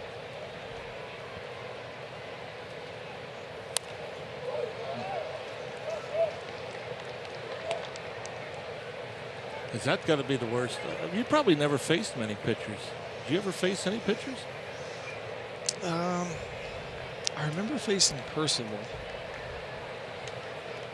because he was all over me. I ended up striking him out. He was all over me the next day in the bullpen. He said I threw him a slider. I don't remember throwing him a slider. I guess I might have yanked a fastball that kind of cut. Yeah, that's kind of a rule, right? You know, if you're facing the other team's pitcher. Especially a reliever. You're facing another reliever. They got to get a heater. That breaking ball, by the way, Archer laid off. Gausman trying to get his mound opponent here. Yeah, that was a pretty good take. Oh, just misses there, and it's 3-2. It's a good eye. Yeah.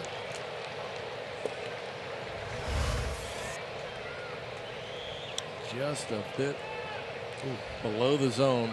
Flowers tried to bring it up. 3-2 with Moran at third and Newman at second. And a little tapper, but the runner holds at third, and Archer is out number 2.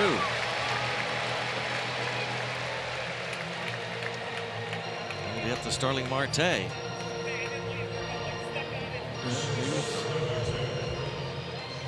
Certainly a pretty decent battle there from Archer. See 7 pitches. You know what I need in person right now?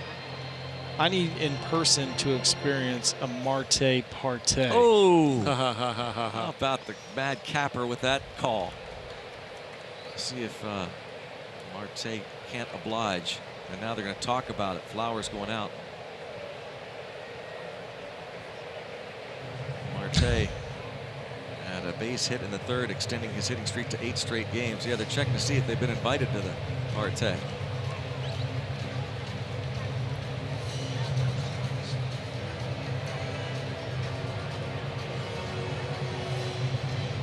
Flowers is checking that plastic sleeve like a quarterback. Some of these catchers have. What the heck? Did they have that when you guys played? No. No. No? No. Now there's so much information out there that, you know, the hot and cold zones.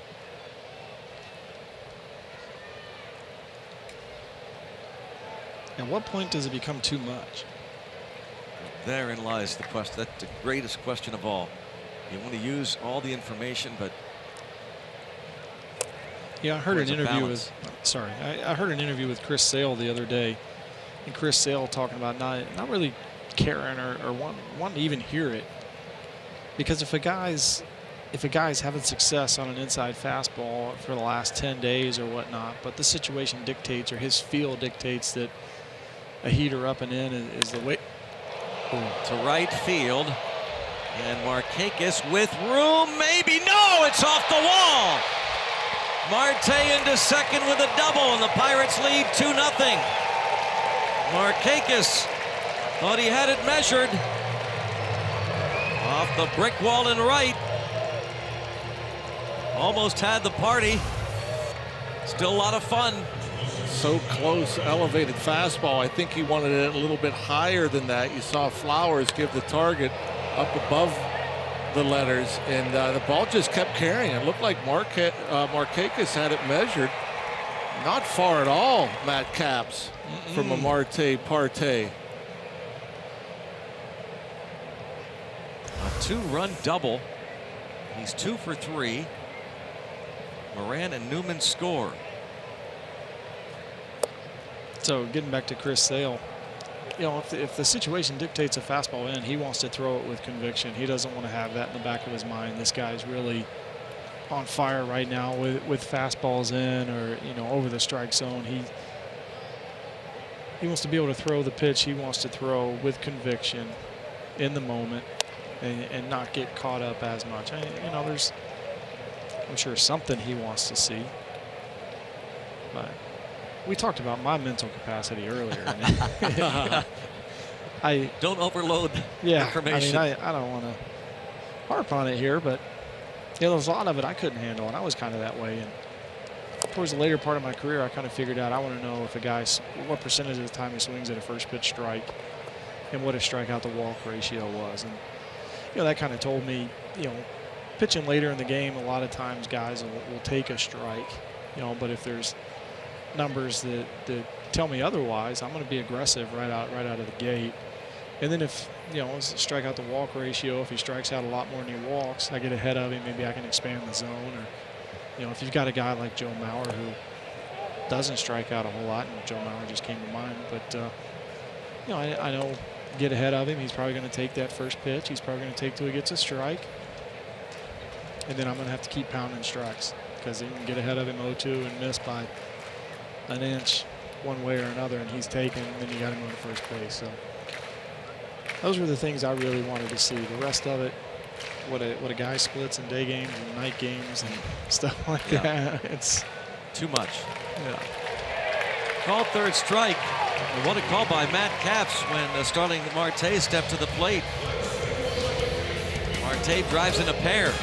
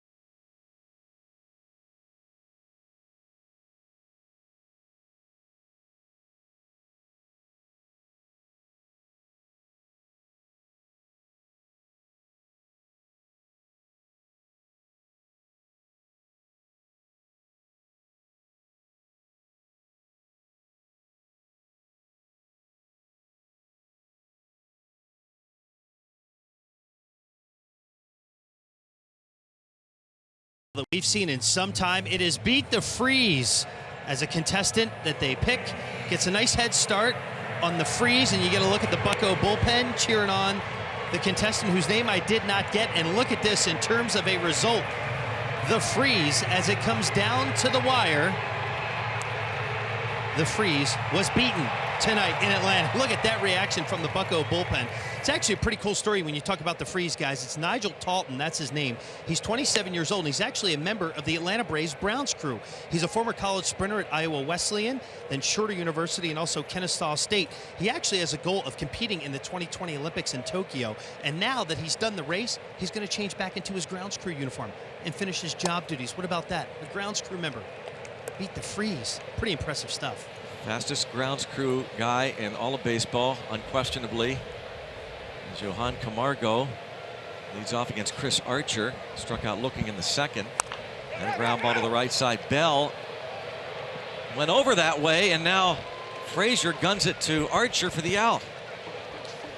My guess is that Frazier called Bell off, saying that, hey, I'm right here in front of it. No sense trying to make a backhanded play.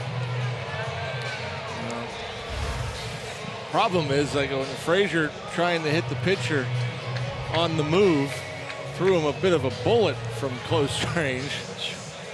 Archer's a good athlete, obviously. He's a pitcher, obviously. Yeah. Goes without saying. As Culberson routed out in the second. What are the odds tomorrow, a Sunday day game, we can have Robbie race the freeze? Oh. That would Robbie, be fun. is that possible? I'll have to ask him. If, now, Starling Marte, we were coming in to the ballpark this afternoon, walking in from the bus with Starling Marte, and Bob asked Starling about that. He said, do you think you could beat the freeze? And Marte dismissed it like, no problem. He said, I don't even need a head start. Robbie, Matt Capps asking. Robbie's the one I want to know about. Yeah. So, Matt, I actually have an answer for you. Have you seen the zip line out in center field here I at have. SunTrust Park? I have. That's going to be a lot more interesting than me racing the freeze in any point in time. You're going to do the zip line? Yes, we are going to go on the zip line tomorrow at some point in time. And I think Greg Brown, since we're on live television, he said he would go as well, right, Absolutely, Robbie. Yeah, I did say and I we're would. going to bring Why Adam not? Berry from Yeah, I asked you, though. I said I don't talk. like heights. You said it's not really high. It's a kid's zip line. It's a kid's zip line. Let me check that out. In the kids' area. We're going to go out there tomorrow. I can confirm that. My son Oh, yeah? wanted to Okay. do it. Have you done it yet? No, there's a weight limit. Cappy, Cappy, come on. Come on. We got an invite for you tomorrow, okay? I'll come to the ballpark, but I'm not getting on that zip line. Francisco Cervelli took that foul ball. And always a concern, of course. Cervelli, whether he's at the plate or behind the dish. So they're buying him some time. Plate umpire Bill Welke. I guess you had a pretty good relationship with all the umpires over the years, didn't you, Matt? Yeah, yeah. Nothing jumps out of Yeah. as being negative, no. Catchers certainly have to maintain that relationship. Brian House and Bubba blowing bubbles. Head trainer. I often wonder, because you rarely see pitchers get too worked up over this shrinking strike zone. Newman. I think there's more strike calls missed now than ever before. And it's very rare to see a pitcher get too worked up. I think the strike zone is tiny. Yeah, no, I do too. I think we need to make it bigger. We were just talking about this yesterday. I don't know if it was on or off air. We were talking, but I agree. I think it should be a little bit bigger. Yeah, make it a little bigger. I mean, that'll handle the base of play. Yeah, a little bit, you know. Well, maybe eventually, but you're also going to see a ton of strikeouts then, right? I would think it might help the hitters. It might help batters become better hitters when they have to cover more instead of going up there and just swinging for the fences all the time.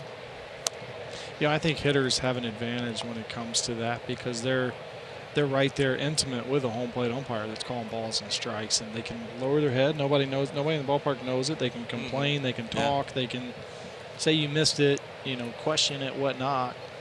If the pitcher does that, everybody in the ballpark and everybody on TV sees it. Yeah. You know, I'd be all for a bigger strike zone. I might make a comeback if they make a bigger strike zone. Oh, yeah. 2 outs here in the 5th, facing Tyler Flowers, who bounced out. 1 base runner so far, the walk to Acuna last inning. And a fly ball to the freeze. Marte, and how about what's going on here with Chris Archer? Matt Capps, we have to keep him seated. Not that we're superstitious or anything.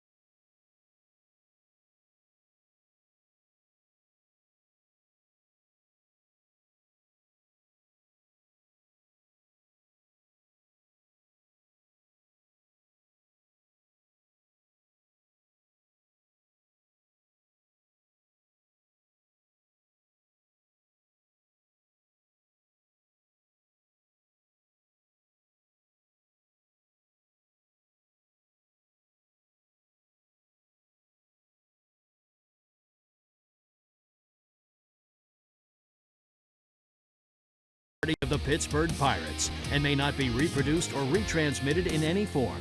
And the accounts and descriptions of this game may not be disseminated without the express written consent of the Pittsburgh Pirates.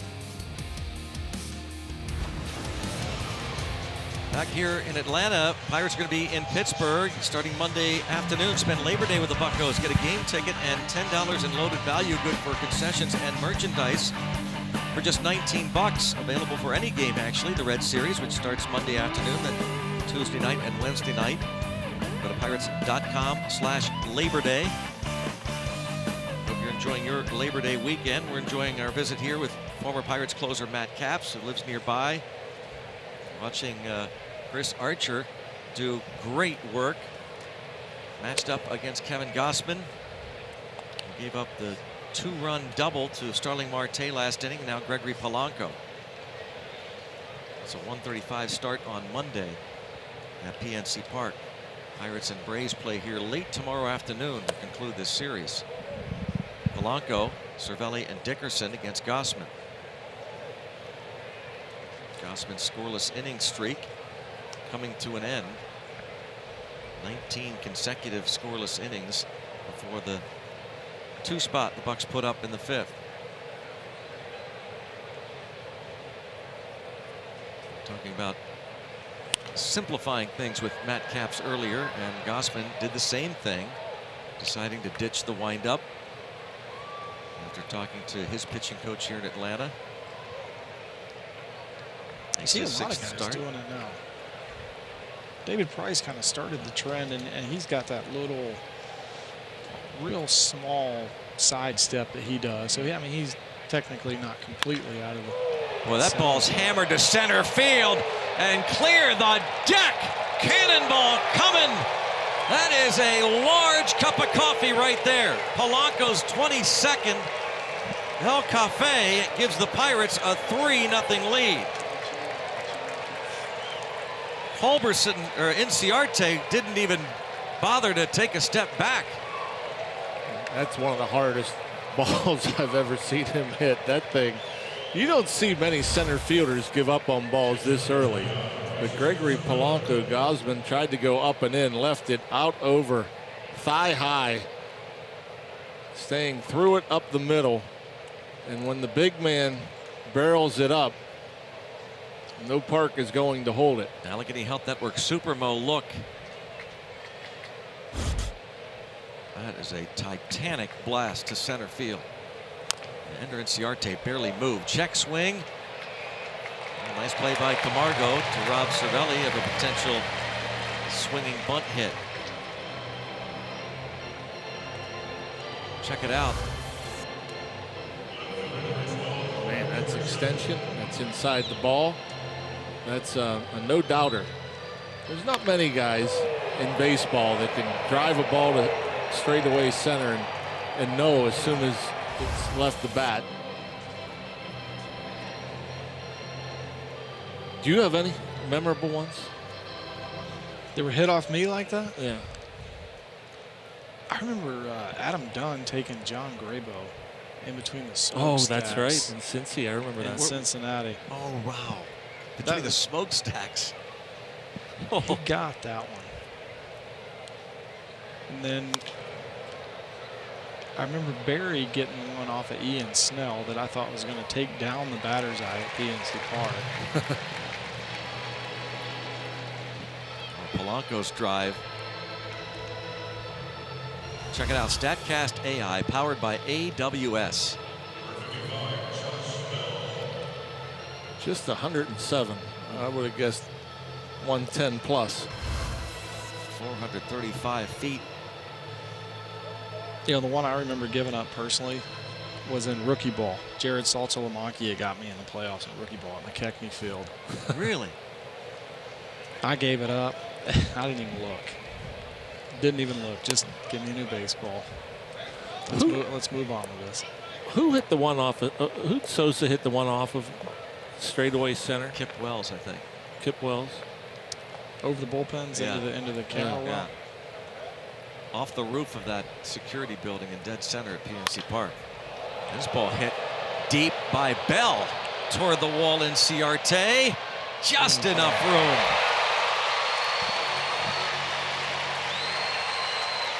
Bell thought maybe, but there was a no-doubter. Gregory Polanco, that swing. Chris Archer coming back out.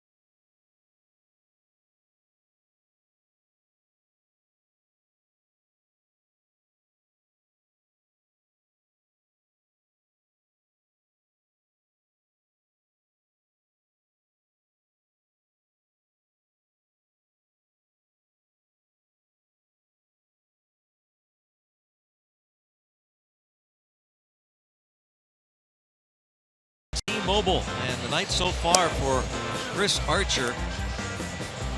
5 innings, 1 base runner. A walk to Ronald Acuna Jr. in the 4th inning.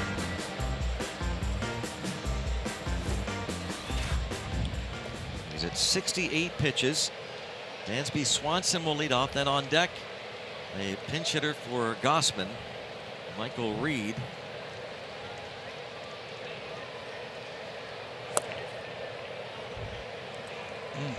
I want that. Yeah, that's the other one that pitchers don't get. I mean, you don't get anything above the belt. And that one just at the bottom of the knee. Yep.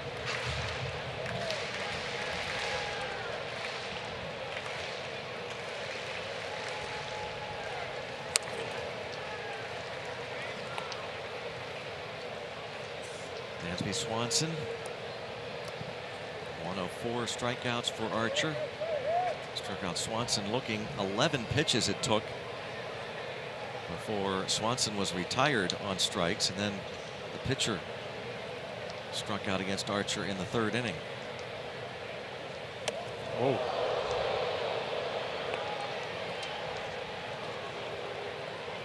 Yeah, this one takes off a little bit on Chris Archer. They want it up in the zone.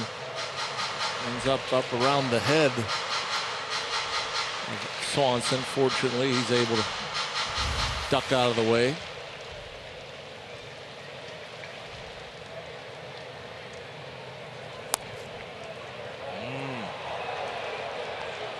That's a great pitch. I mean, that, if you can repeat that one over and over again. I mean, the borderline strike, the late break, knees outside corner.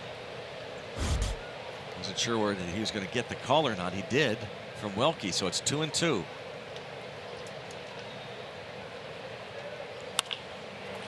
There's Moran off his glove.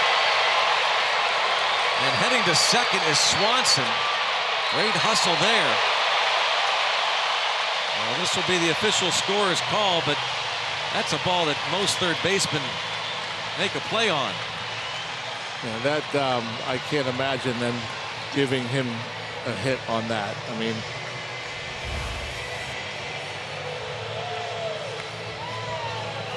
Colin Moran starts to go down. I mean, that's the only way they can even think about giving that a hit.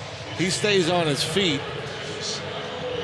It's an error all the way, and he can make this play on his feet.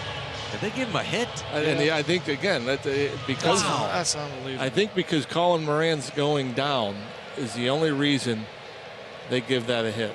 If you stay on your feet and it goes off the glove, it's definitely an error. Wow. They gave him a hit on that. Pretty much a routine ground ball to the third baseman's left. And to John's point, so many players will do that. They'll leave their feet unnecessarily. And Moran will tell you that. It's a play he's got to make. Michael Reed batting for Gossman. Apparently, unless the official score has a change of heart, which does happen, for now the no-hitter is over. Good chance the official score right now is hoping something clean happens down the road. 1-2 on Reed. I love to see this location from Archer. You know, down on the edges. We really haven't seen him command the ball this consistently through his first handful of starts as a Pirate. Were you a mechanical guy, Matt? Or like, did you think mechanics, or did you just think execution? No, I was very mechanical. If my mechanics were off, everything was off. So I mean, that kind of, when I would have a bad day, that would get me back to it. I would be with the Ray Searage or whoever my pitching coach was in the bullpen, doing towel drill, doing stuff in the outfield early or after games. I mean, I went down to the bullpen a couple of times after games because you have that memory so fresh in the back of your mind. Another good breaking ball, late break, gets chase. Did you ever think mechanics when you were pitching, when you were in the game? You did? I did, yeah. I mean, I had my touch points. Not everything, but leg up to the back hip, driving the knee down. I think the biggest thing was my hand separation and the timing of that. When I was getting the ball out of my glove, if I hit my points, it was usually pretty good.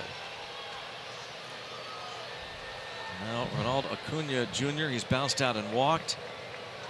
They gave Swanson a double off Colin Moran's glove. That's unbelievable.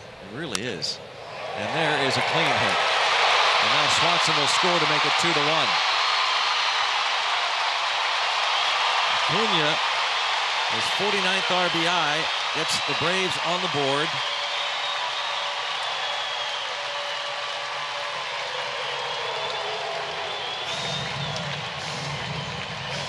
And Chris Archer is pitching no-hit ball into the 6th inning. And that's not a bad pitch. I mean, he wanted it in there. Maybe they want it up a little bit more. Just kind of fights it off, inside outs it. And Chris Archer's reaction, you see how far Frazier's playing up the middle. You know, off the bat, I'm sure as a pitcher, Matt Capps, you'd think, oh, that's a soft liner to second. Yeah. It's an out. I'm sure that works both ways with pitchers with all the shifting that we see now. There's probably times where they think, oh, there's a hit, and you turn around, there's a man there. Other times, I'm sure it's much more. It's frustrating when you think you get an out, there's nobody there. I mean, it's, I'm sure, comparable to you guys on the hitting side of the game. When you lace the ball, you just square it up, and you hit it right at a guy. It kind of takes the wind out of your sails.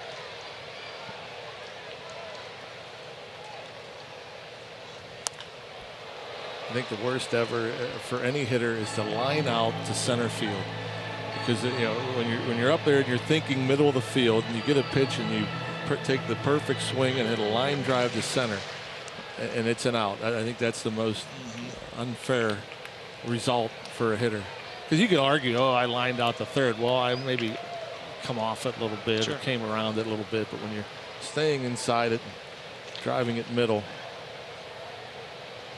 should be rewarded. Under Inciarte, a 2-1 count. He's flied to left and popped to third.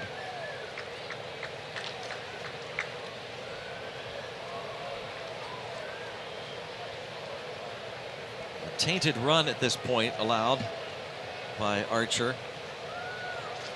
You could argue there should be 2 outs. Well, you can also, I mean, replay the whole thing. Yeah, there's 3 outs actually. If I get the play made at third base, my second baseman isn't hovering around the bag. He's playing deeper. For one, he might not be playing on the right side. He might be still shading the middle, but he's playing deeper, which gives him a better opportunity to make that play.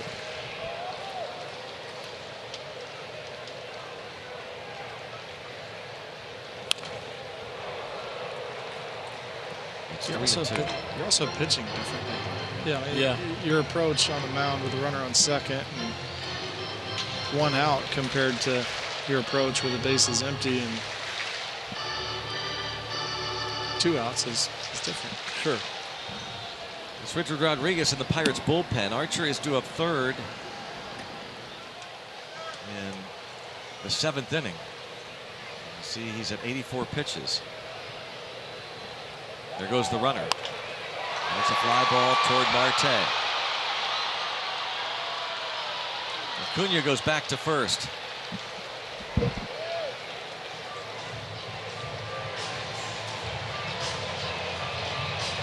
Chris Archer, if he can get Freddie Freeman, that gives him 6 very impressive innings and easily his best start as a Bucko.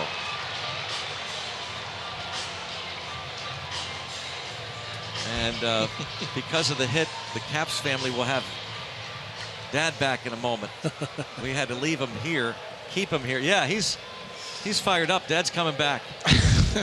Wells, Mama's in the middle there. Mama's excited. Yeah, she's stuck with the kids.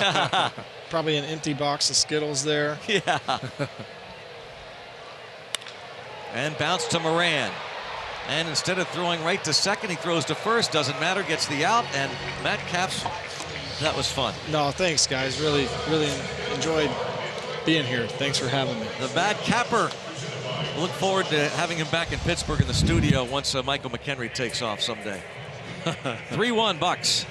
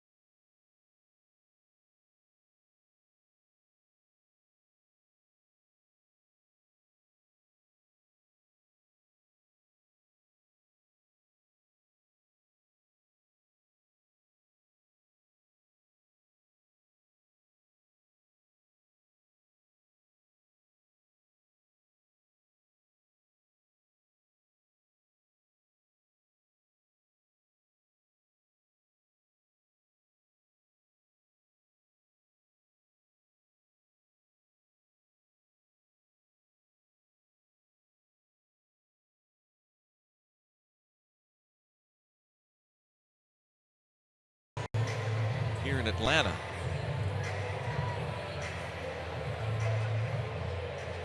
Sam Freeman, the lefty, now on in relief for the Braves. The Braves score a run in the bottom of the 6th inning to make it a 3-1 ball game. Pirate lead is 2 with Gaussman out of the ball game. It's Colin Moran at the plate. Freeman ERA just under 5. Chop to third. Camargo retires Moran. See what happens when the on-deck hitter comes up. Didn't get a chance to see the dugout, see if Archer was getting hugs, which would indicate he's done.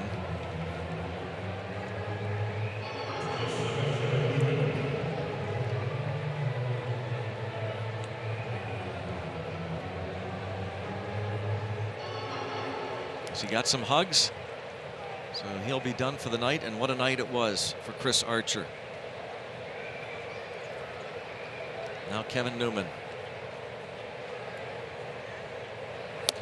And that is just such relief to see Archer pitch like this tonight. Oh yeah, I'm sure it's got to be relieving for him as well, as he probably wants to go back out there. I'm sure feeling good and spotting the ball, putting it where he wanted to for the most part. I think for pitchers, I don't know, you only go out there every 5 days, and so I'm sure you can't wait for your day to pitch, and then when you're out there you don't ever want to stop pitching. And that is foul according to the third base umpire, Lance Barrett. Joey Cora tried to help with the call and then looked toward the Pirates dugout, but most times when it's in front of the umpire, it's not a challengeable call. Chalk before the bag, a couple of inches foul past the bag. We have seen the umpires go to New York once this year in a Pirates game, but that was when the umpire was turned around and out of position and needed help, essentially. And Newman goes down on strikes. So Freeman gets a ground ball from Moran, strikes out Newman, and Josh Harrison will pinch hit for Chris Archer.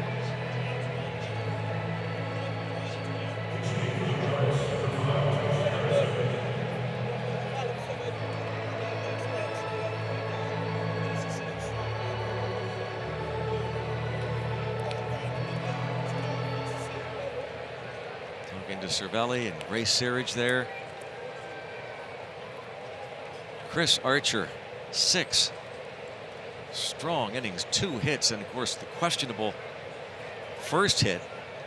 Ground ball, pretty routine off the third baseman's glove. Brian Snitker is going to go to the bullpen with Josh Harrison announced as the pinch hitter. He's going to take out the lefty.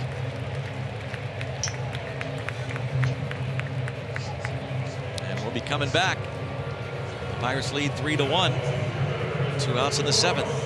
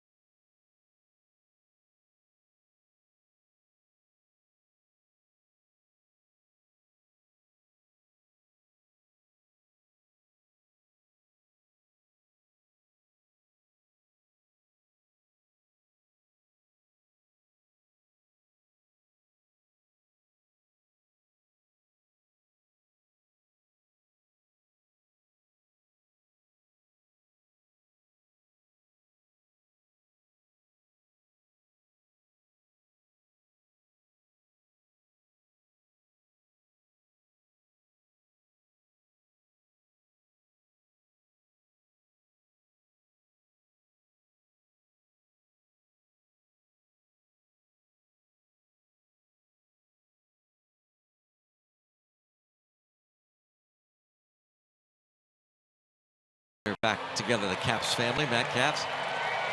As you enjoy a Miller Lite, look forward to the Hold True moment later in tonight's game.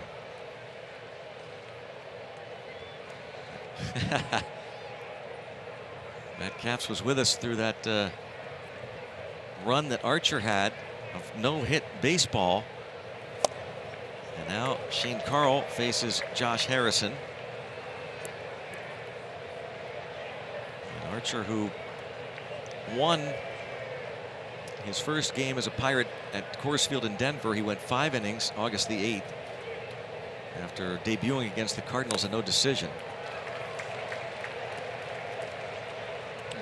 Carl 4-1, a .315 earned run average. A lot of strikeouts in his 54 1/3 innings work. Opponents hit just .228 against him.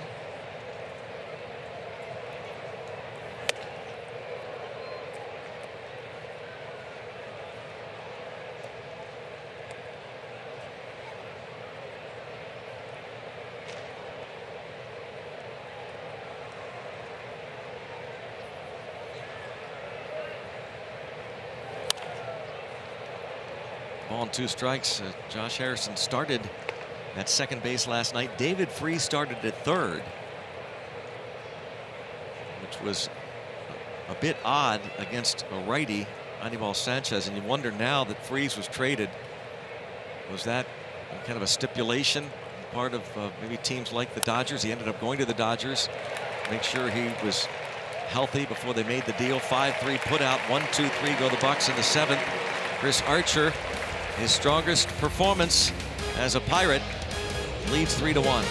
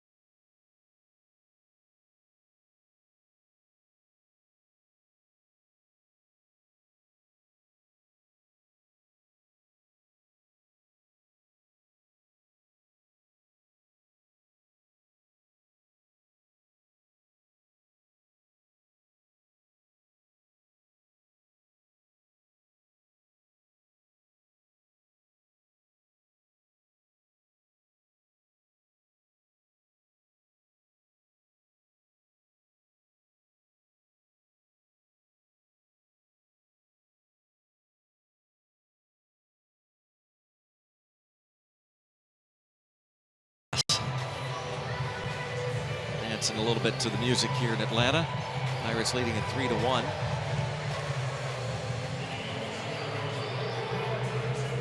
Why not dance when you see these numbers? Our Barrel Automotive League's leader stat, bullpen ERA for the month of August. Pirates second best in the National League, behind only the St. Louis Cardinals for August. And Richard Rodriguez pitching here in the 7th inning.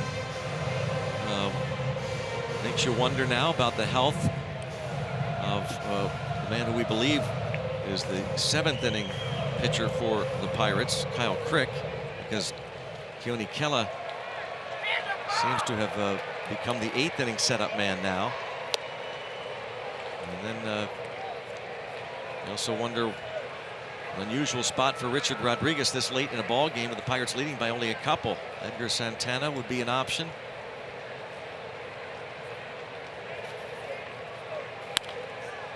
There are times when the media will ask before a ball game, And Clint Hurdle will summarize the condition of pitchers and who might not be available. They did not ask that before the game today, so we can only speculate. What a year Rodriguez is having. Him certainly capable. You see there, wasting no time. 3 fastballs, all in the zone. He locks up Markakis.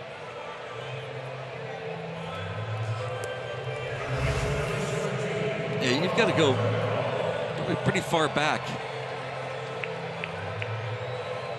The Pirates to have 2, look at the movement, 2 effective rookies out of the bullpen. First years for Rodriguez and Edgar Santana.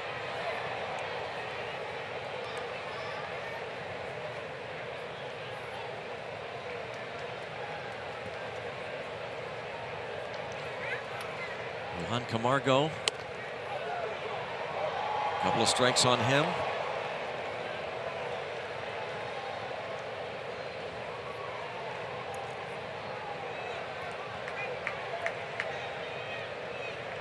Camargo has struck out and grounded out Archer 6 innings, 1 run, 2 hits, and then we also have a question around 1, and wouldn't be surprised if that ends up being changed. This ball's fouled off, though, because it didn't impact.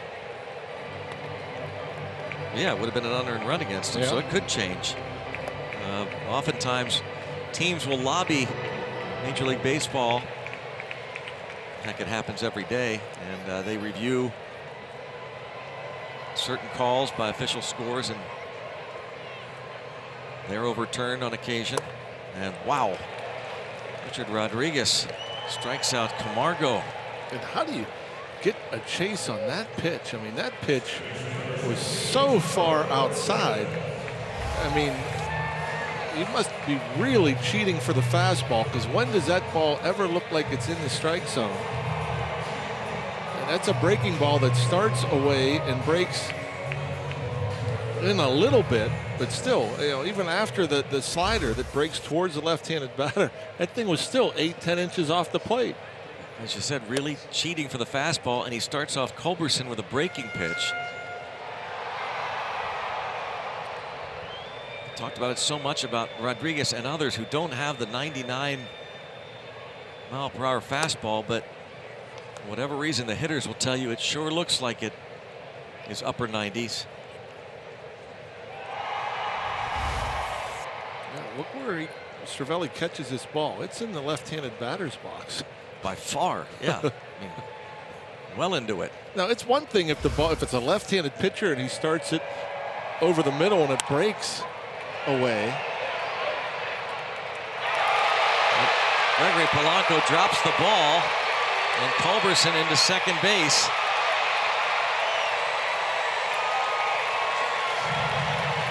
That used to be more commonplace, but Polanco has really cleaned up his defensive game. I'm guessing that's in the lights. I mean, that almost has to be in the lights.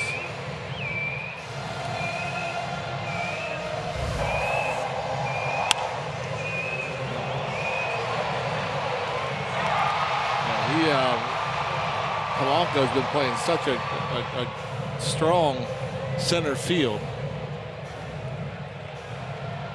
Although now I'm starting to wonder the way he was tracking that ball, he never. Yeah, maybe he just missed it. Tyler Flowers, 0 for 2. Well, now Richard Rodriguez will look to pick up his teammate. And a couple of strikeouts and a fly ball dropped by Polanco for an error.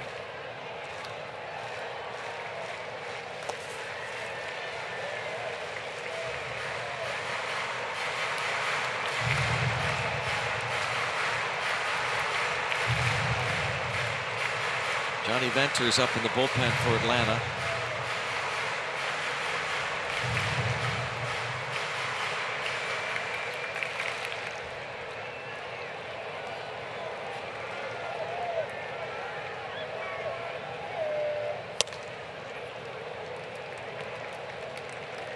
The Phillies are trailing the Cubs 5-1.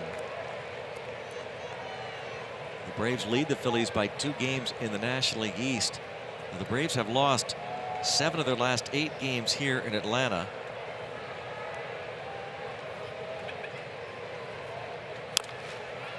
Two and 2 now.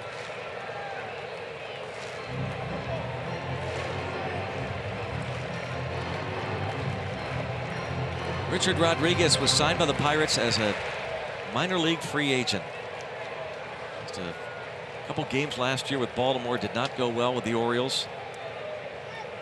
Pirates saw something in Rodriguez. Non-roster invitee to spring training.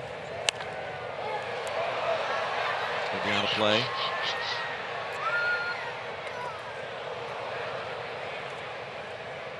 Started the year in the minors. Came up to the big leagues. And he has just had a tremendous first year. A little bit of time on the disabled list in June. OPS versus lefties is .482.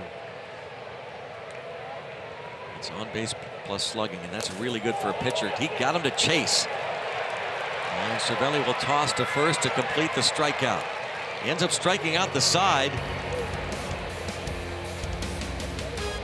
And it's 3-1 Pirates.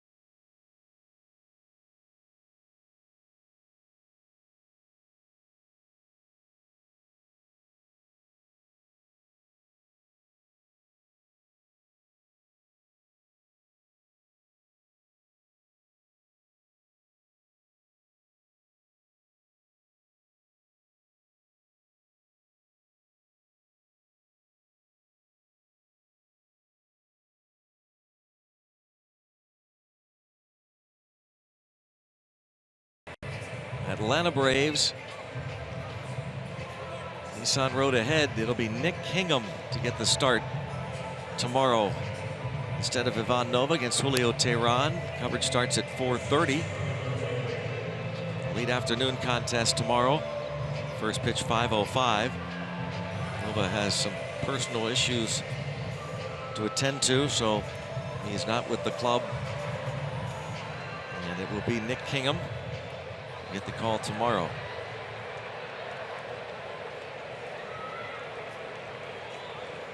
Top of the order, Starling Marte, big two-run double off the wall and right in the fifth.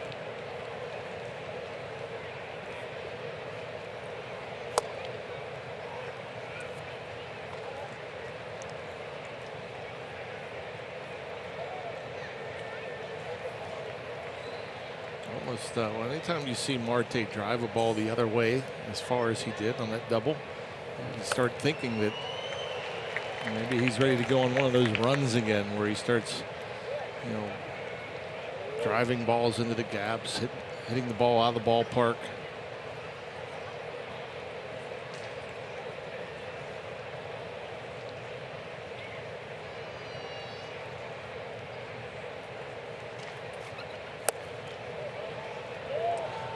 Ball and 2 strikes.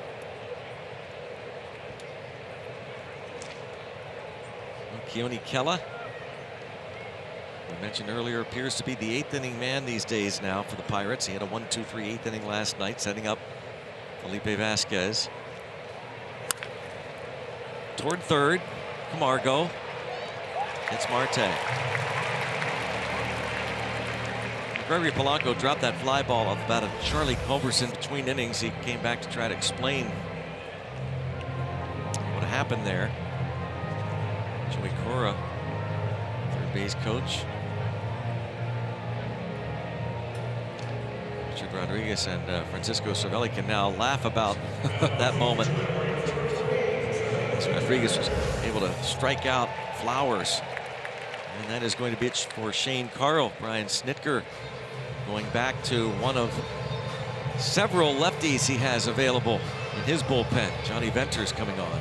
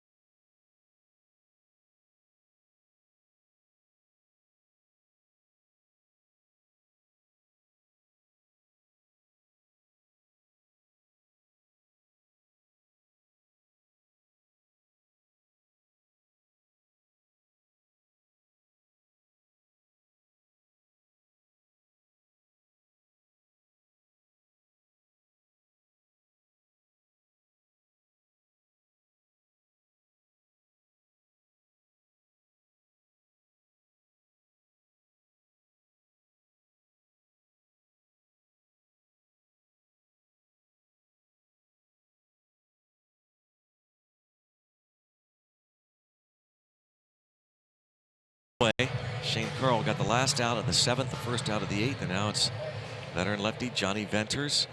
2.42 ERA, just 26 innings, 21 strikeouts, 10 walks.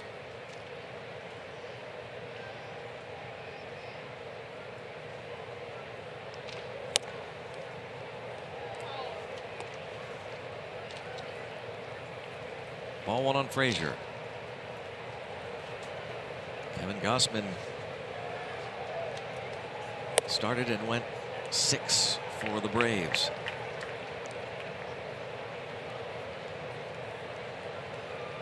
He's on the hook. Hit hard towards center. Inciarte back.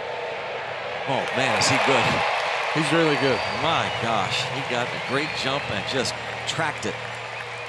A line drive off the bat of Adam Frazier. I mean, just turn and sprint. A perfect jump, perfect angle. I mean, and I forgot to mention this earlier. I was going to have the guys kind of keep an eye on him. I mean, I noticed last night when a batter's up there, and there could be a swing and miss, it could be a check swing, it could be a foul ball. He's moving with every swing.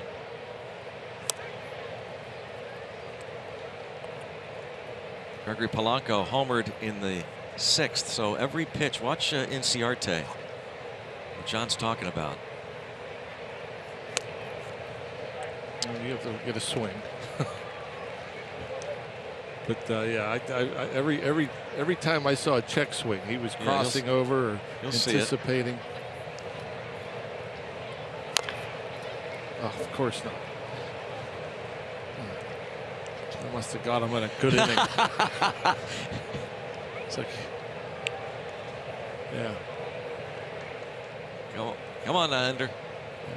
I never fails. I never looked at him after he was 0 for 3. I know. He is really good, though. He's still good regardless. Pirates go down in order, head to the bottom of the 8th inning. They lead it 3-1.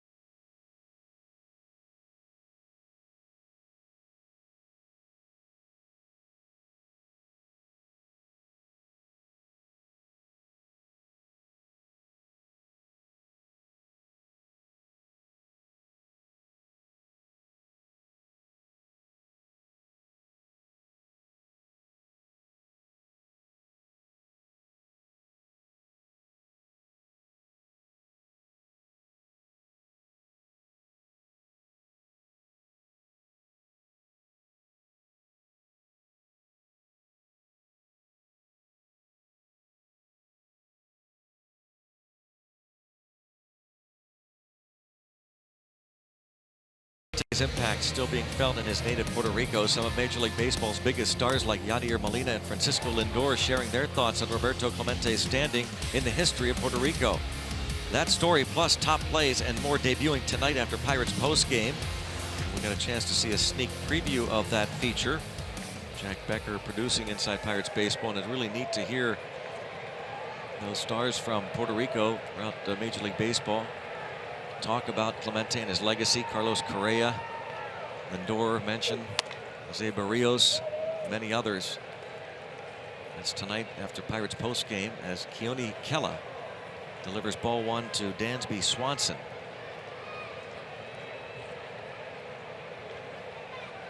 Pretty good numbers. And a great arm. Deep to left. Toward the wall. Gone. It's a one-run game. Dansby Swanson, who had a two-homer game at PNC Park when the Braves were in town, hits his 14th of the year, and it's 3-2. Matt Capps gave us the scouting report on Swanson. Don't throw anything middle in.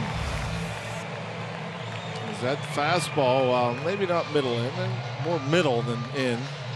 And he kind of got a little bit out in front, hit it a little bit off the end of the bat. Thought maybe it would stay in here. But, yeah, that fence needed to be about 5 feet deeper. And maybe Dickerson could have brought that one back. Lucas Dudon, a pinch hit now for Venters.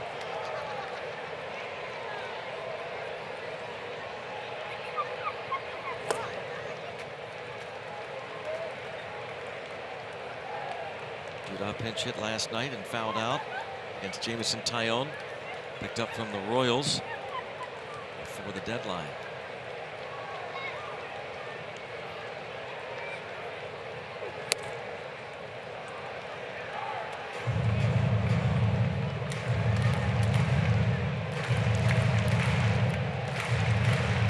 Picked up from the Royals on Wednesday. The deadline midnight last night to have a player on the postseason roster, and he rips this to right. And he's into second base with a double. Homer double off Kela here in the 8th. Well, he came out last night's game, challenged, aggressive with the fastball, throwing it 90 up to 98. And that's the way he goes about his business, and that's how he's been successful as a Pirate. That fastball, 97, due to gearing up for that heat, able to time it perfectly and rip it down the line.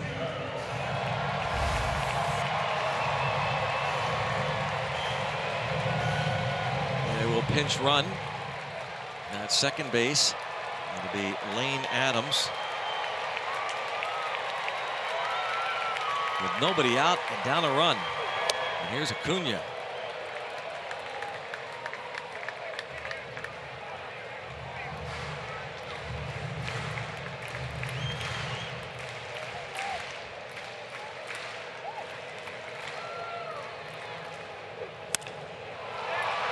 Toward right, long run, Polanco. He's going to get there. Runner at second will tag and move up.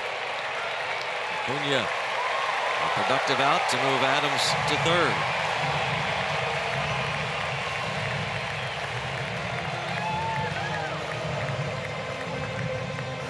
There's a big at bat here. Pirates will bring the infield in.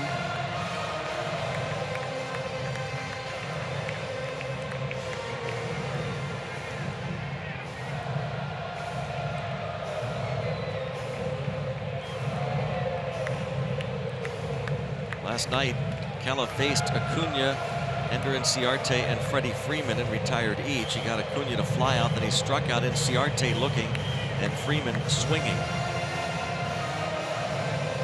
Whole infield meets. Cervelli chatting there with Bell.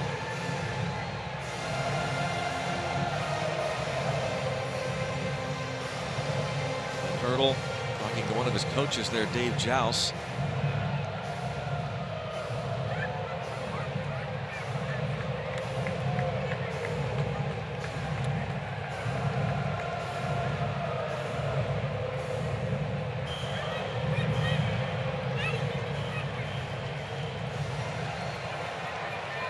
Ciarte fly to left, pop to third, fly to center against Archer, who gave up 1 run in 6 innings and a crowd of 33,705. Fired up here, strike called.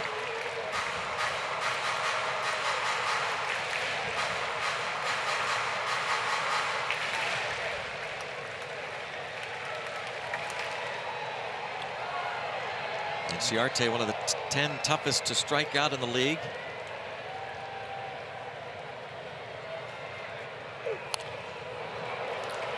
He's now on the hole, 0-2. Good pitch there too, right where Cervelli wanted it. Trying to crowd Ciarte. It's the sacrifice fly predictor. Anything in those shaded areas means you should run if you're the base runner. Except the red. Red, yeah, not the red, the green. The red's a no-go zone. 0-2. Base runner Lane Adams.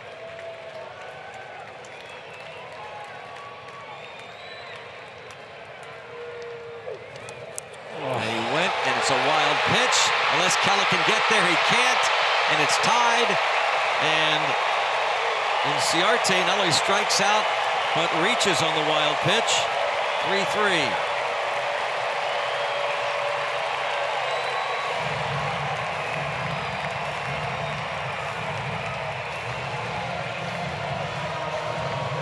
You mentioned Ciarte, and he doesn't strike out. I don't know how he offers at this pitch. I mean, that thing's way out in front of home plate, and it's a breaking ball, which it's going to spin.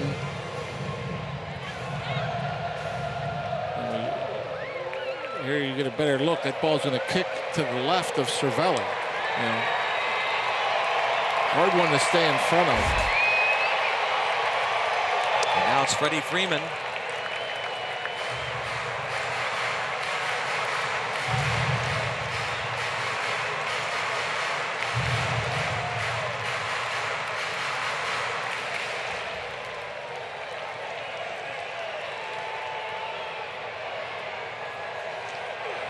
Taking off for second, throw late.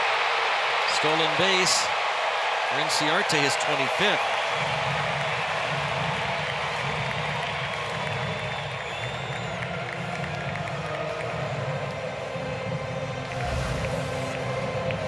Big jump. Fastball down the middle. Freeman taking all the way because he knew Ciarte had a pretty good chance of getting into scoring position.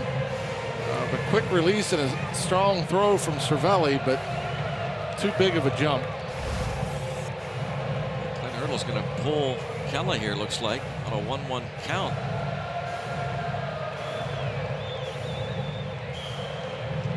Clint Hurdle, never, I mean, rarely does he go out and not make a pitching change.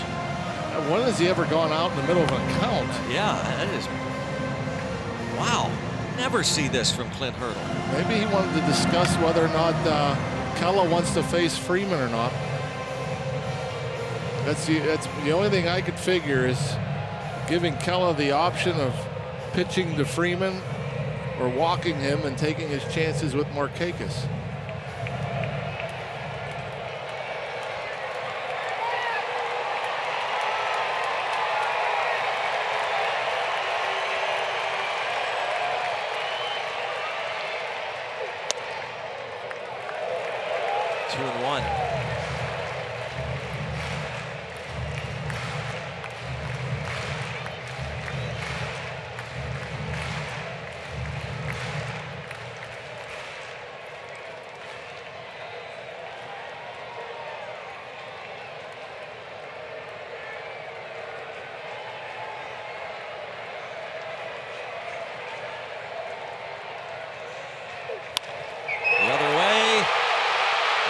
will give the Braves the lead. Freeman into second with an RBI double. It's 4-3 Atlanta.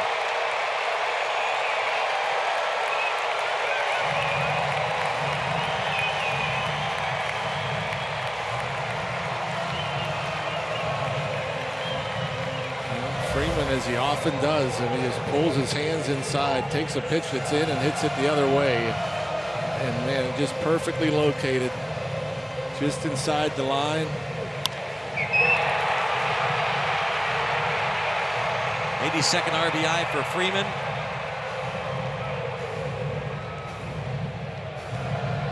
Ella gives up 3 runs and responsible for Freeman. Now Clint Hurdle will remove him as Francisco Cervelli tries to encourage Kella.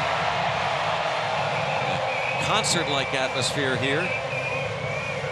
Braves fans with the tomahawk chop, many with cell phones in hand. Kyle Crick will be coming on.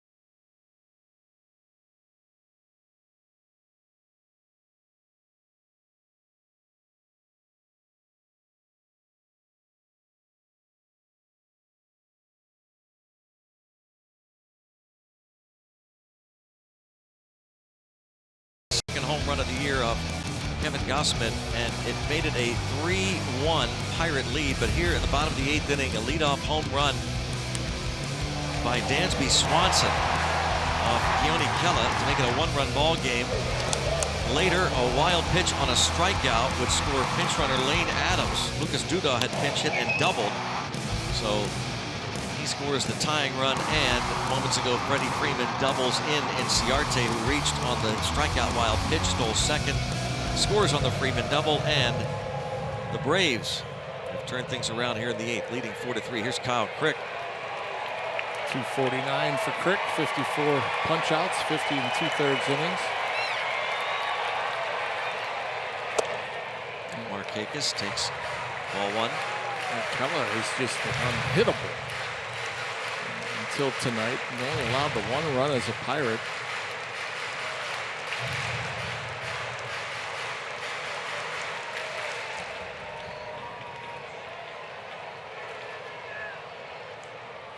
It sure will be interesting to hear post-game when the media asks Clint Hurdle about that visit, which was just so rare and unusual. What was that discussion on a 1-1 count?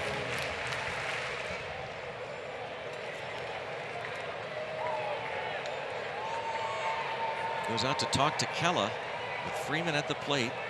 First base open. It had to be whether or not to walk Freeman. Pop up to shallow left, and that's going to get down. And with 1 out, the base runner Freeman is held. And the runners at first and third. And it's really been a quiet Atlanta offense through the first game and the first 7 innings of this one. And now against some of the Pirates' harder throwers, Kella, now Crick. These guys are putting together some good at-bats.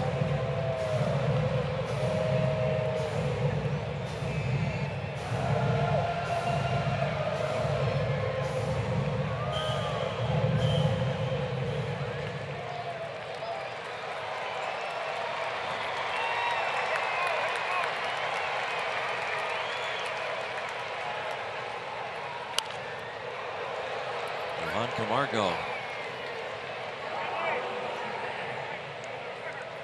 Too bad for Chris Archer. Certainly deserved a win. I mean, he was pitching no-hit ball into the 6th. And we still believe that when all is said and done, he'll end up scoring one, allowing one unearned run, because he'll change that double call to an error in the 6th inning. A.J. Minter up for the Braves.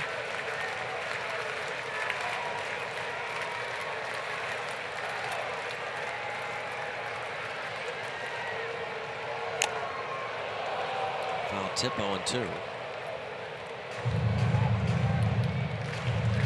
Camargo homered last night, his 15th of the year. 24-year-old from Panama, and Keone Kella got the strikeout of Inciarte, but one of those wild pitches that's been a bugaboo of the Pirates all year long. Just cannot come up with a good explanation.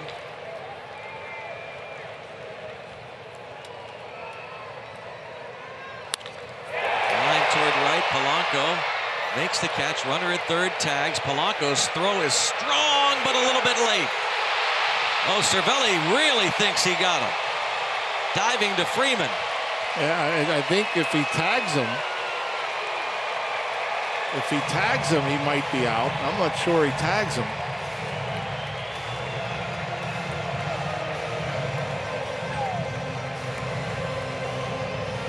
Pirates are probably going to challenge this. Why not at this point, 8th inning?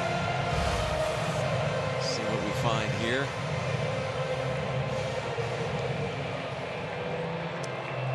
Hard to tell there.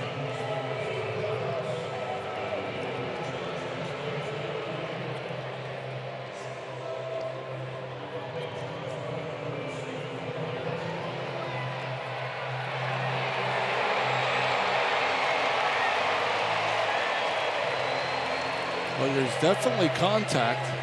It's a matter of when that contact occurred. It's right there. Is he? That foot might be over the plate. I'm not sure it's on the plate.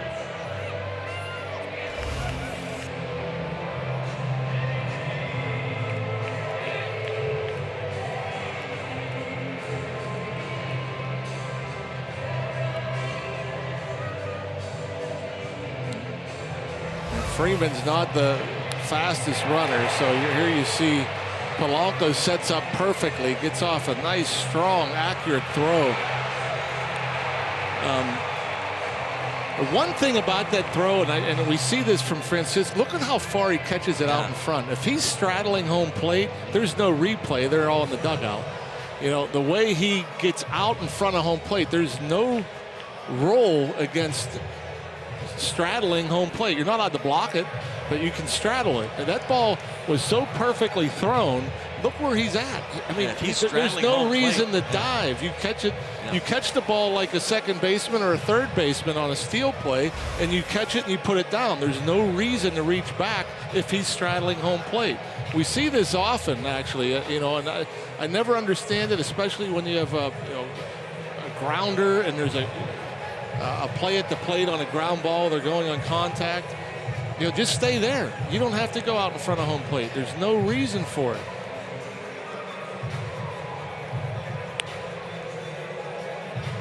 Especially that far out in front of home plate. I mean, it was way out there.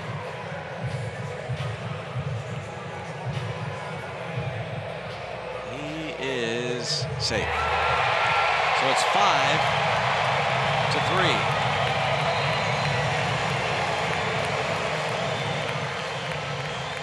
Yeah, that's a big run right there. If you watch Cervelli as he sets up there, he looks. Now he's right there, and he actually moved further away from the plate.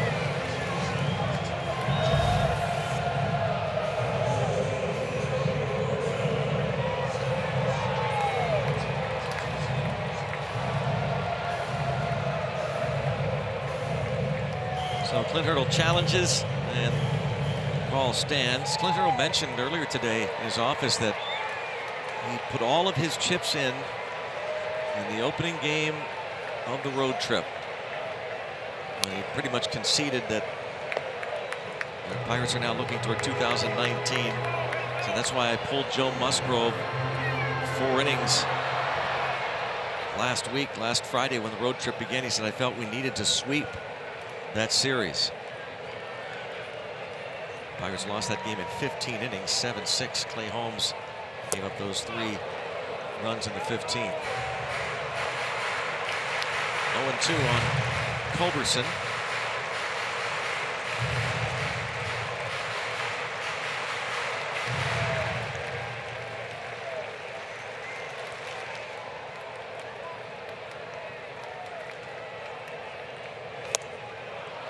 Crick gets the strikeout, but big inning for the Braves. They score 4 to take a 5-3 lead.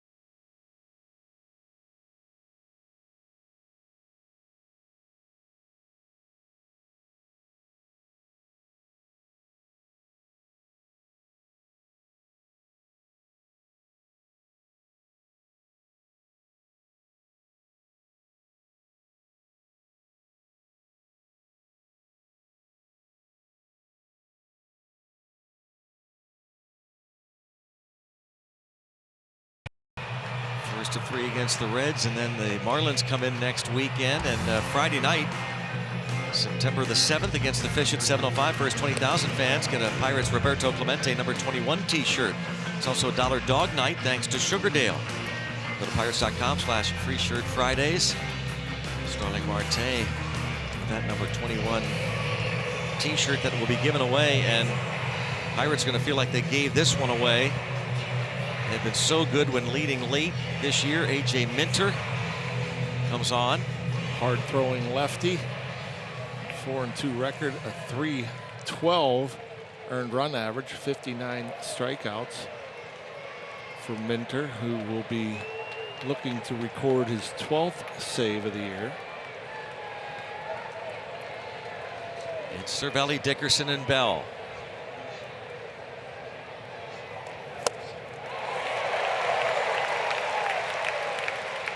Ozzie Albies takes over at second. Pirates coming into tonight leading after 7 innings. We're 55-1.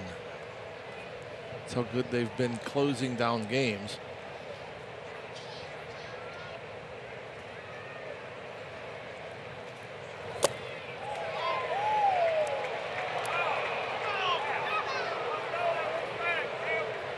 One ball, one strike.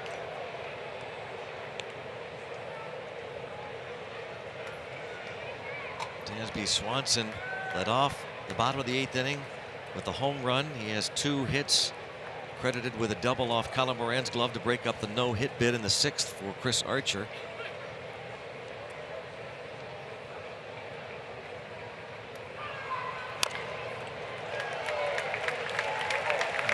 Good velocity from Minter, 97 on that fastball. That's about what he averages. But despite the velocity. He throws just as many sliders as he does the fastball.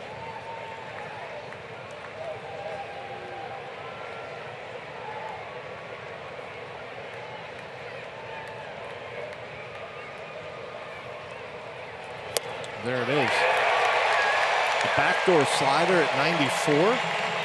Wow. Sheesh.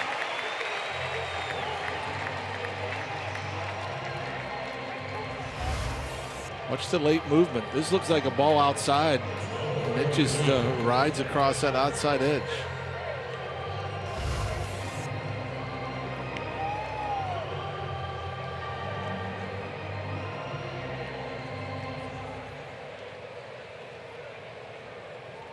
Corey Dickerson now.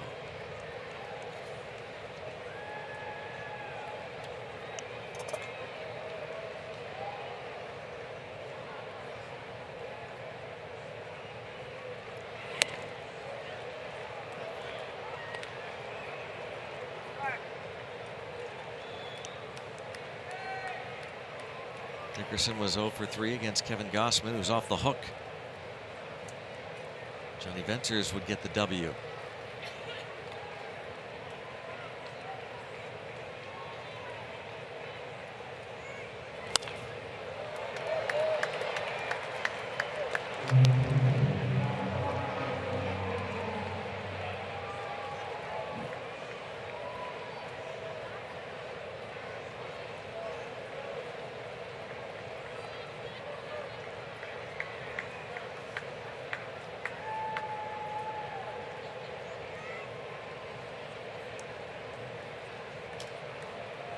Bucks have now been out hit 6-5, trail 5-3 in the middle game of the series.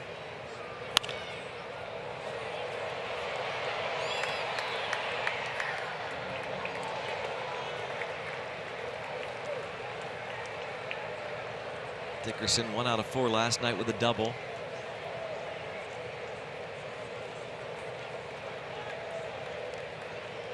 Chris Archer went 6 innings, gave up 1 tainted run, a couple of hits, 1 walk, 5 strikeouts. Richard Rodriguez, scoreless 7th, worked around an error, struck out 3 in that 7th. Keone Kela, a rare off night.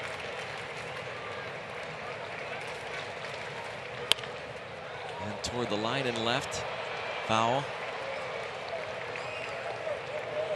Well, let's see it. Bloop and a blast. Dickerson drop one out there safely.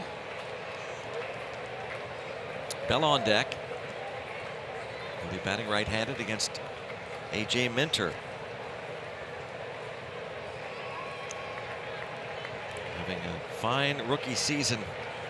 Looking for save number 12.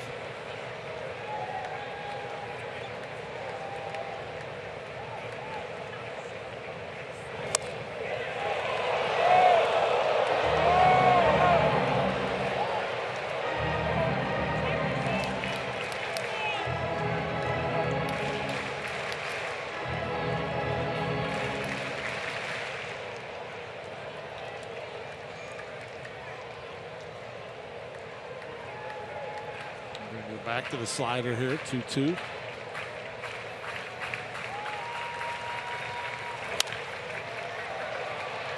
To third and 2 outs.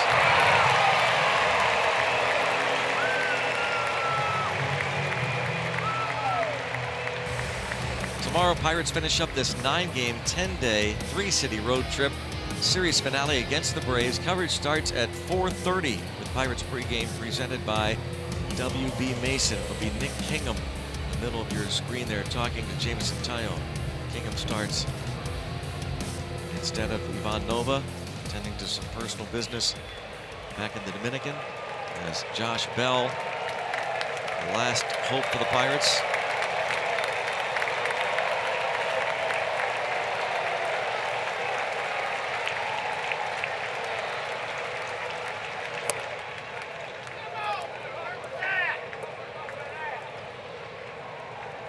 Hit a ball to the wall in center field in the 6th inning off of Gossman, and for a minute it looked as though Pirates were going to be up 4.